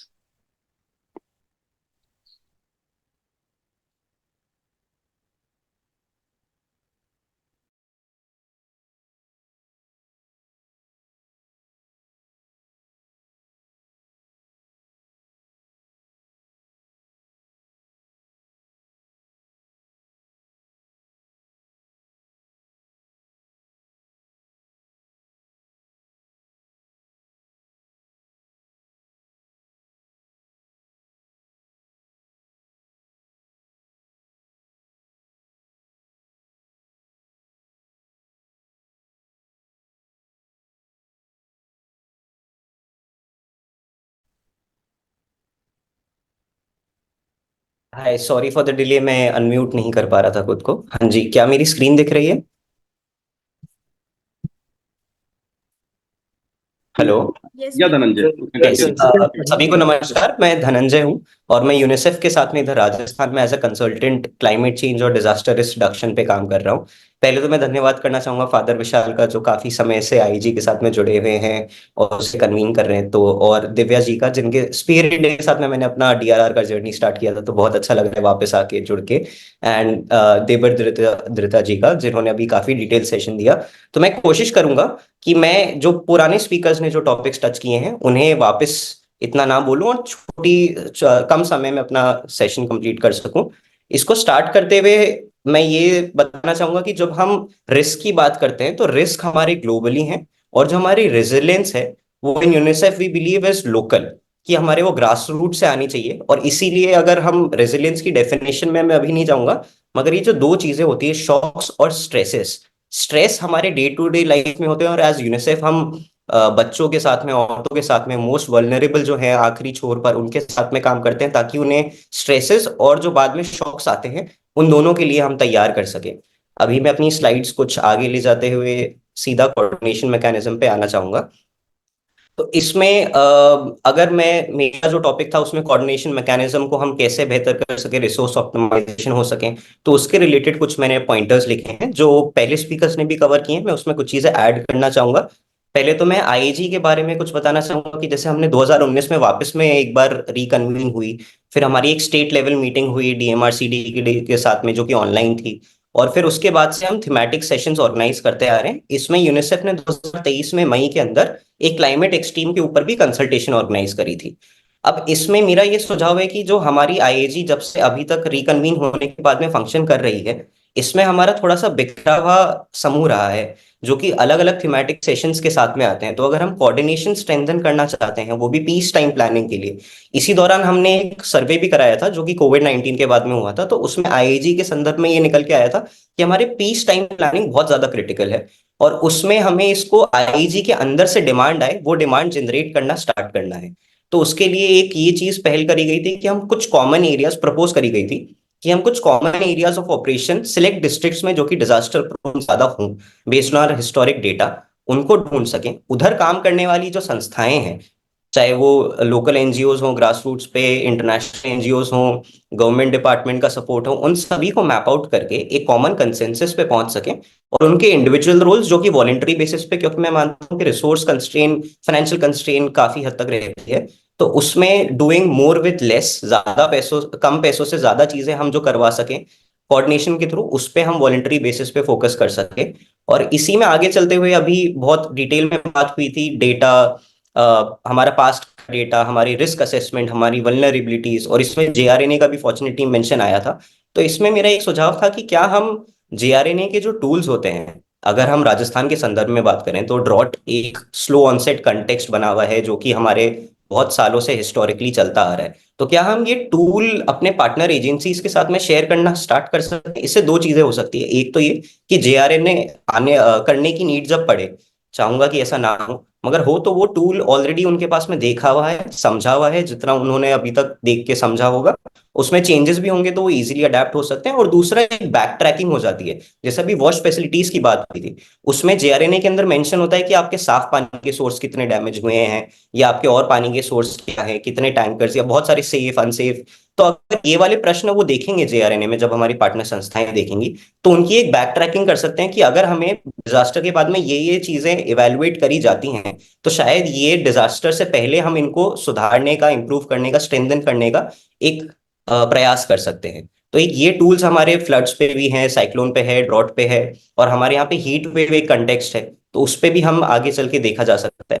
फिर दूसरा, तीसरी चीज पे चलते हुए कि इंफॉर्मेशन शेयरिंग जो है, ये एक डे टू डे बेसिस वाला सुझाव था कि हम कोऑर्डिनेशन स्ट्रेंथन करने के लिए केवल हमारा कोऑर्डिनेशन नहीं, हम जिनके साथ में कोऑर्डिनेशन इवेंचुअली करना पड़ेगा उनकी भी इवेंचुअली धीरे धीरे हम कैपेसिटी इंप्रूव कर पाए।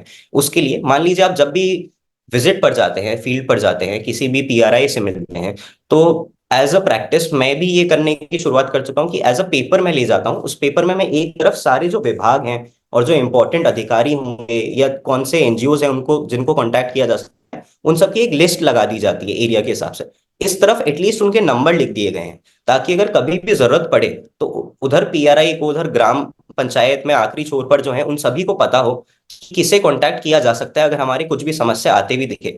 और इसमें सभी को एक और चीज मैं बताना चाहूंगा, अगर हम ड्रॉट की बात कर रहे हैं राजस्थान में, और हमारे ड्रॉट इतने सालों से चलता आ रहा है, तो हम देखेंगे कि कुछ हमारे गांव होंगे जिसमें पिछले 5 साल 6 साल से हर समर में, हर गर्मी के मौसम में पानी के टैंकर सप्लाई होते ही होते हैं, क्योंकि वहां पे ड्रिंकिंग वाटर की शॉर्टेज हो जाती है। तो ऐसे चलते हुए हम एक तरीके से ये असेस कर सकते हैं कि आगे आने वाले समय में अगर कभी पानी की और ज्यादा कमी पड़ी, तो ये एरियाज सबसे पहले ड्रॉट प्रोन हो सकते हैं।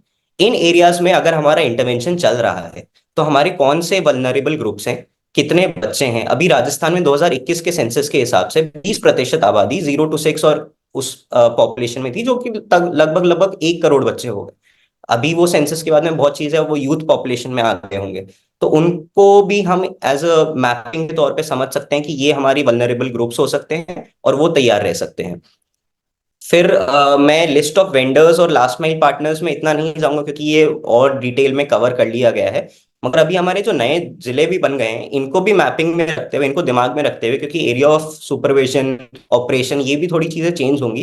तो अब हम आने वाले समय में जो मैपिंग करें अपने पार्टनर्स की और हमारे वेंडर्स की जो सप्लाई करते हैं, वो भी इनके हिसाब से धीरे धीरे डिविजन के हिसाब से हम करना चालू कर सकते हैं।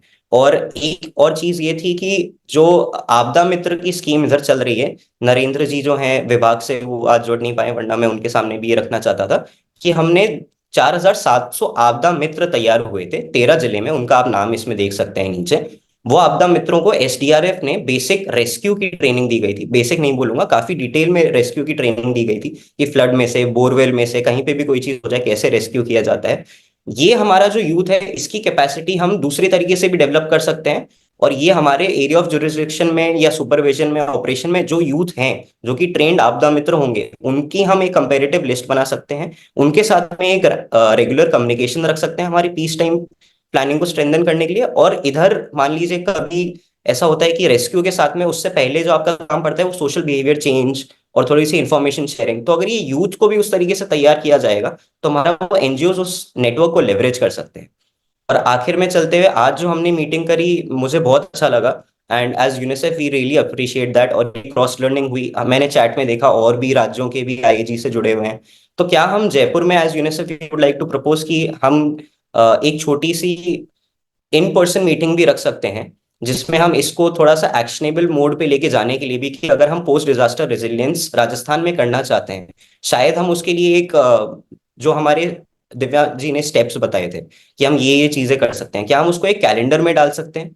उस कैलेंडर के हिसाब से सभी पार्टनर संस्थाओं को हम बताया जा सके कि मई से जून के बीच में आप ये प्लानिंग कर सकते हैं, उसके बाद में आप ये चीजें देख सकते हैं। जब सर्दियों का मौसम जा रहा है, गर्मियों की आने वाली है, तो आपकी ये 4-5 एक्शंस हो सकते हैं डिपेंडिंग ऑन सेक्टर्स। तो अगर ये कैलेंडर बन जाएगा तो हम आईआईजी के अंदर से भी ऐसी डिमांड और इंक्रीज करवाना हमारे लिए आसान हो जाएगा और वो एक सेल्फ सस्टेनिंग मॉडल की तरफ जा सकता है।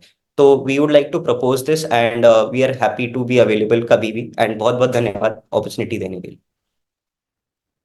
Okay, so thank you very much Dhananjay. आपने बहुत ही शॉर्ट में काफी गहराई से हमें बातें समझाई है। एंड आप भी आईजी के मेंबर रह चुके हैं, आपने भी इसमें काम किया है। And then you know the basic challenge है कि हम कितने सालों से एक यही कोशिश कर रहे हैं कि we make this IG networking इतना स्ट्रांग कि जब भी कोई इशू आता है तो हम immediately like we are there to on field to do the work. और अच्छा लगा कि आपने फिर से एक बार यहाँ पर प्रपोज दिया है कि हम अभी तक इतने सालों में हमारी एक भी फिजिकल मीटिंग नहीं हुई है। And I think if you are taking initiative, Dhananjay, we are looking forward that we can at least meet once a year together in Jaipur, so that हम वहाँ जब एक बार मिलेंगे एक से, तो हम शायद अपने और ज्यादा चैलेंजेस वहाँ शेयर कर पाएंगे। एंड देन एक स्ट्रैटेजी बनाना जरूरी है, तो ही हमारे आईएसजी ग्रुप स्ट्रांग बनेगा। Otherwise we'll be just all not scattered and then we'll be doing our individual work, और वो कभी भी एक common platform पे नहीं आएगा। So once again, Dhananjay, thank you very much for coming and then sharing your words. Thank you very much. Dear members, अभी हमारे पास ज्यादा समय नहीं है because we had plan to wind up this session by 4:30, but then कुछ समय है हमारे पास। अब कोशिश करेंगे कुछ सवाल अगर हम ले पाएं। और किसी के पास भी कोई सवाल है, you can ask in English as well as in Hindi. You also name the member whom you are asking the question and you can a very short introduction about yourself also you can share that कि आप कहाँ काम करते हैं and आप क्या करते हैं, and then आपका सवाल क्या है, we can share and then will try to be very precise. Okay, यहाँ हमारे बीच में है doctor Naveen. Doctor Naveen, over to you. मैं भी राजस्थान का जयपुर का। My voice is coming now? My voice is coming? Yeah yes clear. Okay. So मैं बहुत सिंपल पूछूंगा। सबसे पहले तो सबको बहुत बहुत धन्यवाद, दिव्या जी को, देवव्रत को, धनंजय को। इन्होंने बहुत अच्छी बात कही। संक्षिप्त में कहूंगा, लोगों को रिलोकेट करके रखा जा सकता है, लेकिन चाहे नेचुरल डिसास्टर हो या मैन मेड डिसास्टर हो, सोशोलॉजी ऑफ सफरर को अगर आप एक तरह से देखेंगे तो उनको सहभागी बनाया नहीं जा सकता। क्योंकि मैंने काफी काम इस क्षेत्र में किया, वो कभी सहभागी नहीं हो सकते क्योंकि उनकी सोशोलॉजी इस तरह से काम नहीं करती। Now you can understand what I am trying to put. अगर ऐसा नहीं होता तो हम कैसे उनको एक साथ लेके काम कर सकते हैं, क्या स्ट्रेटेजी हो सकती है? I am writing one article for the international one, so can if you can give me some idea it will be helpful. Thank you. Not going into detail. Yeah okay, सो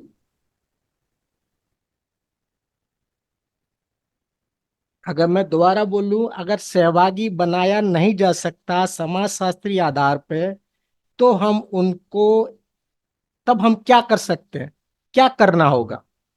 क्योंकि भारत में sociology ही काम करती है। बाड़मेर से लेके जोशीमठ तक कहीं भी काम करके देखिएगा, you will find the same thing everywhere. So how we can address the issues, whether it's a academic vulnerability or it's a actual vulnerability, both have the different meaning, different perspective. How we are going to address the actual vulnerability? That is my question. Thank you. Thank you very much doctor. Divya ma'am सवाल का जी. जवाब देंगे. जी बिल्कुल बिल्कुल. So doctor नवीन, आपने बहुत सही बात बोली कि हमारा जितना ये सब चीजें थ्योरेटिकल बड़ी अच्छी लगती हैं, फ्लॉलेस लगती हैं, लेकिन एक्चुअल जब हम धरातल पे काम करते हैं, वाकई में लास्ट माइल के लोगों को जोड़ना और उन डिसीजन मेकिंग में उनका इन्वॉल्वमेंट इतना आसान नहीं होता. और बहुत बहुत कम ही ऐसे जो हुए हैं काम जिनमें उनका इन्वॉल्वमेंट हो पाया है. तो इसीलिए ये चीज बहुत जरूरी है कि हम आपदा के होने तक का वेट नहीं करें. फ्रॉम वेरी फर्स्ट डे, आज अगर हम उस गांव में काम कर रहे हैं, डेवलपमेंट की जिन स्कीम्स के साथ हम काम कर रहे हैं, जो भी जिस तरह के सेक्टर में हम काम कर रहे हैं, जो जो स्टेक होल्डर के साथ हम जुड़े हैं, चाहे वो छोटे बच्चे हो, चाहे वो माए हो, चाहे वो किशोरियां हो, चाहे वो लेबर कम्युनिटी के हमारे भाई हो, साथी हो, हम जिस जिस स्टेक होल्डर के साथ काम कर रहे हैं, हमारे पूरे प्रोसेस में उनको इन्वॉल्व करना और धीरे धीरे उनकी कैपेसिटी को बढ़ाना. क्योंकि ये जो एक बदलाव है कि वो डिसीजन मेकिंग में शामिल हो, ये एकदम से अगर हम चाहे कि आज हो जाए तो वो पॉसिबल नहीं है. तो इसीलिए हमारा हर छोटा छोटा जो एक्शन है, हम जाके जब गांव में मीटिंग करते हैं तो हम किसे इन्वॉल्व करते हैं, या जब मीटिंग हो रही है तो कौन उसमें ओवर पावर कर रहा है, ज्यादा बोल रहा है, और कौन है जो पीछे बैठा सिर्फ सुन रहा है. अगर एज ए एनजीओ जब तक हम ये चीज आइडेंटिफाई नहीं कर पाएंगे और उस पर काम नहीं कर पाएंगे, ये वाली जो बात है ना कि सबका डिसीजन मेकिंग में शामिल होना, ये सिर्फ एक किताबी बात होकर रह जाएगा. इसीलिए ये बहुत इंपॉर्टेंट है, हर छोटी बड़ी एक्टिविटी में सबका इन्वॉल्वमेंट हो, जो स्टेक होल्डर है उनका इन्वॉल्वमेंट हो, और उसके बाद में उनकी कैपेसिटी बिल्ड हो, ताकि उनका वॉइस बाहर आ सके. पहले तो उन्हें वॉइस देना पड़ेगा, तभी तो उनका वॉइस बाहर आएगा. अगर आप एक स्कूल को पेंट करने की बात कर रहे हो, तो उसमें एज ए एडल्ट मेरा दिमाग यूज नहीं होना चाहिए कि कैसा पेंटिंग होना चाहिए, उस पेंटिंग में क्या डिजाइन बना होना चाहिए. आपको एक 5 साल के 6 साल के बच्चे को पूछना पड़ेगा कि वो क्या देखना चाहता है उस पेंटिंग में. उसके लिए शायद वो क्रोकोडाइल, वो पेपा पिग और वो कैरेक्टर इंपॉर्टेंट है.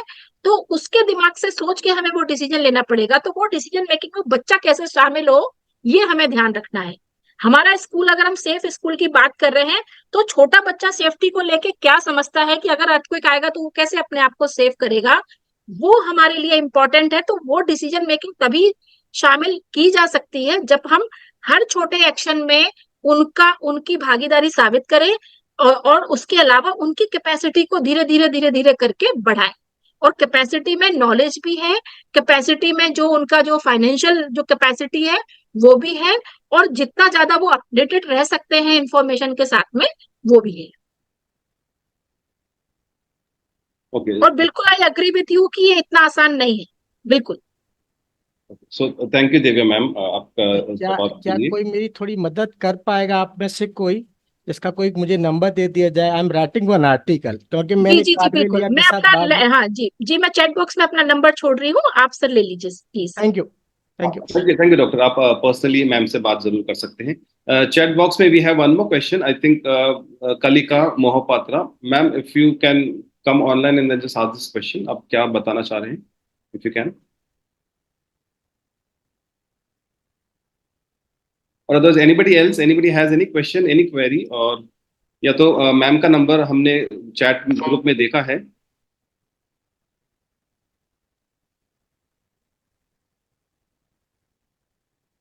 You can unmute and speak if anybody has any question.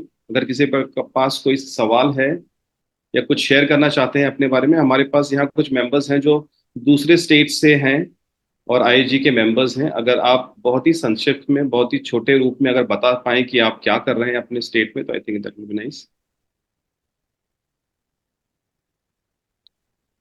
Okay ma'am, just a minute. Sir, it says that ma'am is not able to unmute. Maybe I can read the question. I think it was to Devadrita ma'am. She was talking about like data collection, like collection of information with less expenditure, like basically a cost-effective method. So if the ma'am can clarify that. What I said is data collection जब हम लोग करते हैं ना, एकदम पहले phase में जब हम असेसमेंट करते हैं, तो हम लोग कुछ एक अपनी जगह में जाके जहाँ पे हम कंफर्टेबल है या फिर हमारे इंटरवेंशन ऑलरेडी वहां पे है, तो वहां पे गए हम और हम लोग लोगों से बात करें और हम असेसमेंट करके आ गए. This is one way of doing things. The second way of doing things is sphere India already has common assessment tools. आप हाउस होल्ड में एडमिनिस्टर कर सकते हैं, आप विलेज में कर सकते हैं, आप ब्लॉक लेवल में कर सकते हैं, डिस्ट्रिक्ट लेवल में कर सकते हैं, वार्ड लेवल पे कर सकते हैं. In fact there are also specific tools for urban flooding, rural flooding and all those kind of specific assessment tools. अगर हर कोई हम लोग जहां जहां जा रहे हैं, अगर हम लोग अपना अपना अपना कुछ अलग टूल के वजह हम लोग ये कॉमन टूल्स यूज करते हैं, और वो जो इंफॉर्मेशन है वो कोई सेंट्रली कंसोलिडेटेड होता है, जैसे कि स्फीयर हो या आईएजी बॉडी हो या किसी के साथ भी. अगर आईएजी वहां पे नहीं प्रेजेंट है तो कोई नेटवर्क अगर हम लोग का प्लेटफॉर्म है जहां पे हम लोग एक दूसरे के साथ कम्युनिकेट कर सकते हैं. If anyone, any group volunteers to consolidate that information, तो उससे क्या होता है ना, we get a authentic body of information from each and every part of our locations, है ना. जैसे कि मान लीजिए अगर मैं राजस्थान में दुंगारपुर में काम कर रही हूँ और दुंगारपुर का इंफॉर्मेशन मैं आपको लाके दे रही हूँ, उसके साथ साथ मान लीजिए विशाल जी, आप फादर विशाल, आप काम कर रहे हैं जयपुर में, तो आप जयपुर का इंफॉर्मेशन लाके दे रहे हैं. डॉक्टर नवीन, आप अगर मान लीजिए काम कर रहे हैं उदयपुर में, आप उदयपुर का इंफॉर्मेशन दे रहे हैं. तो हम लोग कोई बहुत दूर दूर जगह में नहीं जा रहे हैं, हम लोग अपना ही इंटरवेंशन एरिया में जा रहे हैं, अपना ही जाना पहचाना लोगों से बात कर रहे हैं. लेकिन जब हम लोग वो इंफॉर्मेशन को इकट्ठा करते हैं तो हमारे पास एक सैंपल असेसमेंट रिपोर्ट हो जाता है पूरा स्टेट के लिए, और जो हम लोगों को मदद करती है एक पिक्चर देने के लिए कि कहाँ पे गैप एरियाज है, कहाँ पे इंटरवेंशन की जरूरत है. एंड वो हमें ये भी मदद करती है, जब हम लोग फाइनेंशियल रिसोर्स मोबिलाइजेशन की बात करते हैं तो हमको वहां पे भी ये मदद करती है, because we can be very clear in terms of our response strategy. हम लोग बता सकते हैं कि देखिए यहाँ पे गैप है, this is my specialisation and this is the amount that I am asking for this much population that has been affected by this thing, and this is supported by not by only my organization. You don't have to trust only me, but it is a common resource, it is a collective resource. So there are so many people who are contributing to this, and it's a now public document, public domain resource. So उसी तरीके से अगर हम लोग collectively काम करते हैं, coordinative वे पे काम करते हैं, तो हमारे पास बहुत easily ये एक रिसोर्स बन सकता है.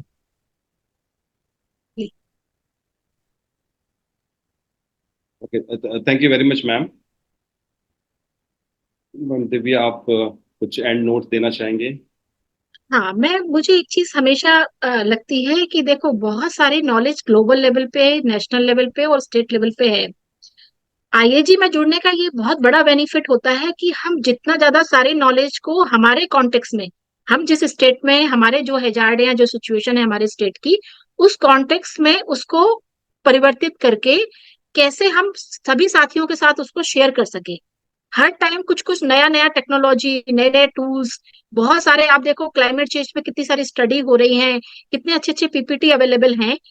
अगर हम आपस में एक दूसरे के साथ वो सब शेयर करें तो वो काफी यूजफुल हो सकते हैं सबके लिए, और बहुत सिंप्लीफाई है, बहुत सिंपल रूप से है वो, जिन्हें आराम से, मतलब हमारे वो छोटे पार्टनर्स भी यूज कर सकते हैं जो सिर्फ शायद 10 गांव में काम कर रहे हो, 5 गांव में काम कर रहे हो. लोकल लेवल के सीवीओस जो सिर्फ शायद 1 या 2 गांव में काम कर रहे हो, उसको हिंदी में ट्रांसलेट करके बहुत सिंपल सिंपल टूल और टेक्नोलॉजी है कि अगर हम बात कर रहे हैं कि हीट वेव का सिचुएशन है, कैसे हम कुछ डिग्री सेंटीग्रेड अपना तापमान कम कर सकते हैं अपनी बिल्डिंग में, जो भी हमारा घर है, स्कूल है, या जो भी हमारा इंफ्रास्ट्रक्चर है. अब इतनी अच्छी अच्छी टेक्नोलॉजी है, हमने, मतलब सीट्स ने गवर्नमेंट को सपोर्ट किया, और उसमें गवर्नमेंट ने बहुत अच्छी एक वो बनाई है, बुकलेट तैयार की है उस टेक्नोलॉजी को लेके. वो बुकलेट अभी तो इंग्लिश में है, मैं गुजरात राजस्थान का जो आईएजी का ग्रुप है, व्हाट्सएप ग्रुप है, मैं उसमें आपको शेयर कर देती हूँ. तो जो पार्टनर्स उसको हिंदी में ट्रांसलेट करके अपने साथियों में उसको डिस्ट्रीब्यूट करना चाहें, मोस्ट वेलकम। तो इस तरह की बहुत सारी नॉलेज इंफॉर्मेशन सभी के पास है। किसी के पास जेंडर को लेके है, किसी के पास एजुकेशन को लेके है, किसी के पास, तो हम जितना ज्यादा अपनी जानकारी को आपस में बांटेंगे, जितना सिंप्लीफाई तरीके से एक दूसरे को शेयर करेंगे, वो सबको बड़ा काम आएगा, बहुत काम आएगा। जैसे वाटर की बात ये हमारे धनंजय कर रहे थे, तो आप देखो राजस्थान एक ऐसा स्टेट है जिसने वाटर हार्वेस्टिंग एंड कंजर्वेशन पे लीड किया पूरे इंडिया को। जो शुरुआत हुई थी जो पायलट प्रोजेक्ट की राजस्थान में, आज वो पूरी इंडिया में जल जीवन मिशन बन के आगे आया है।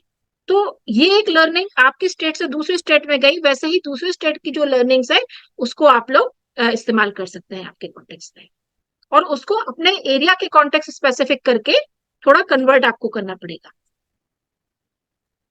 Okay, thank you, Divya ma'am. हमारे पास there are some questions here on the chat box. I can see. I will ask Kalika, and then we also have Aanchal. They are asking that हम उन्हें ऐसे assessment के tools कहाँ से मिल सकते हैं? तो I will ask Henna to contact Aanchal and Kalika, and you can provide if you have any tools. If you have, then surely it will be helpful for them. सो इसी के साथ आप सभी को मैं वापस से एक बार धन्यवाद देना चाहूँगा। आप लोगों ने समय निकाला and then we came on board, और आज हमने बहुत ही अच्छा जो हमारा डिस्कशन का पॉइंट रहा वो बहुत अच्छा था, और हमें काफ़ी मदद मिली है। और स्पेशली हमारे रिसोर्स पर्सन्स को मैं बहुत बहुत धन्यवाद देना चाहूँगा। आपने समय निकाल के हमें बहुत इनलाइटन किया है। और जैसा धनंजय ने ऑलरेडी हमें बताया है कि हमें एक बार फिजिकली मिलना ज़रूरी है, बिकॉज जब हम एक बार फिजिकली मिलेंगे हम एक दूसरे को और जान पाएंगे, और हमारे जो चैलेंजेस हैं शायद वो 1 या 1.5 घंटे की मीटिंग में हम डिस्कस नहीं कर पा सकते हैं। लेकिन हमारे पास समय नहीं था कि हम काफी सवाल यहाँ पर आज ले पाए और उस पर डिस्कशन कर पाए। तो जब हम साथ बैठेंगे तो शायद एक बहुत अच्छी स्ट्रॉन्ग स्ट्रैटेजी बना पाएंगे, एंड देन एक रोड मैप बनाना जरूरी है, क्योंकि ये हर 3 या 4 महीने के बाद हमें अलग तरीके का डिजास्टर देखने को मिलता है। गर्मी के मौसम में अलग है, सर्दी के मौसम में अलग है, बरसात में अलग है। तो आई थिंक हमारे लिए हर क्वार्टर में एक मीटिंग या एक रोड मैप या प्लान जरूर होना चाहिए, ताकि हम इस तरह के डिजास्टर से मिटिगेट कर पाए और अपने कम्युनिटी को बहुत बहुत स्ट्रांग बना पाए। मैं यहाँ सभी मेंबर्स को ये भी बताना चाहूंगा कि हमारे एक राजस्थान का आईएजी ग्रुप है, जो भी यहाँ पर आज मौजूद है। If you are not a part of this IAG group, please उस ग्रुप में ऐड होने की कोशिश कीजिए। अगर आप ऐड नहीं है तो अगर आप उसमें रिक्वेस्ट भी भेजेंगे तो any of our member can add you in that group, और उस ग्रुप में हम आगे की स्ट्रैटेजी पे जरूर बात करेंगे कि हम कब फिजिकल मीटिंग रख सकते हैं, और जब आने वाले समय में जाके हम देख सकते हैं कि राजस्थान में अब ग्रेजुअली टेम्परेचर राइज होने लगा है, तो हम इसको बहुत क्लोजली मॉनिटर करना जरूरी है कि अगर हीट वेव बढ़ता है या मौसम खराब होता है तो हम कैसे अपने बेनिफिशियरीज को इससे बचा सकते हैं, या how can we have a common understanding and also have a plan for mitigation this work. So once again, Hannah, over to you if you would like to thank all the members, and then we wind up. Sorry, Father. If you read Father, if you read the IAG Rajasthan's 2007's note, it is with the UNICEF. I forget the name of that lady. She was from Australia.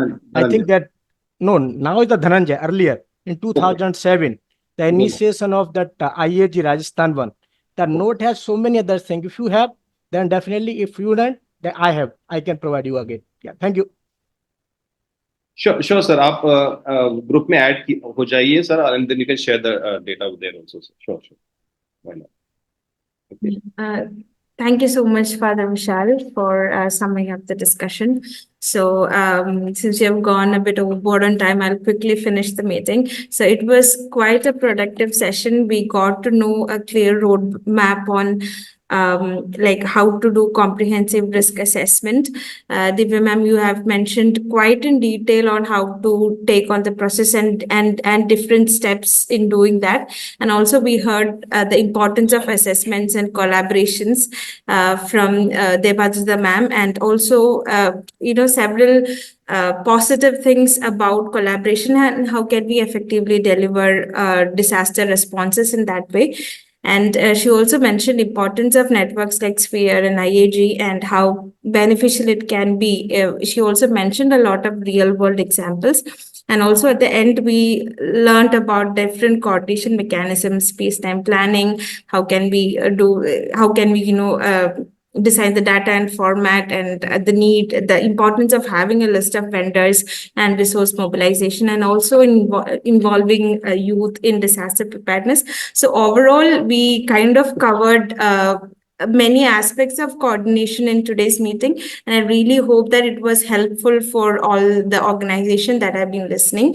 Thank you so much for joining our sessions, and once again, I would like to extend a deep thank to all the speakers who came today. Thank you so much. It was very informational, and I believe that this would lead to another offline IAG session. And I once again would like to encourage all the people who are joining. If you're working in Rajasthan, please do reach out to us. I've mentioned the phone number and email ID of Academy, so you can reach out to us. We'll help you get in connect with the IAG, and we can have an offline meeting then. And it will definitely help us in the upcoming disasters if it happens. So thank you so much, everyone. Thank you so much for your time. Really appreciate it. We'll meet for the next session. Thank you so much. Thank you very much. Thank you. Thank you so much, Father Vishal. Thank you. Yeah, thank you very much. Thank you. Thank you, everyone. Thank you. See you soon. Yeah, sure. I will also come Jaipur. Yeah. So, Jaipur is my sasural, so I will surely come. Thank you. Thank you. Thank you. I forgot to mention special thanks to IAG Rajasthan and Father Vishal for helping us coordinate with the speakers and for organizing the session. Yeah. Thank you so much, Father. Thank you. Thank you.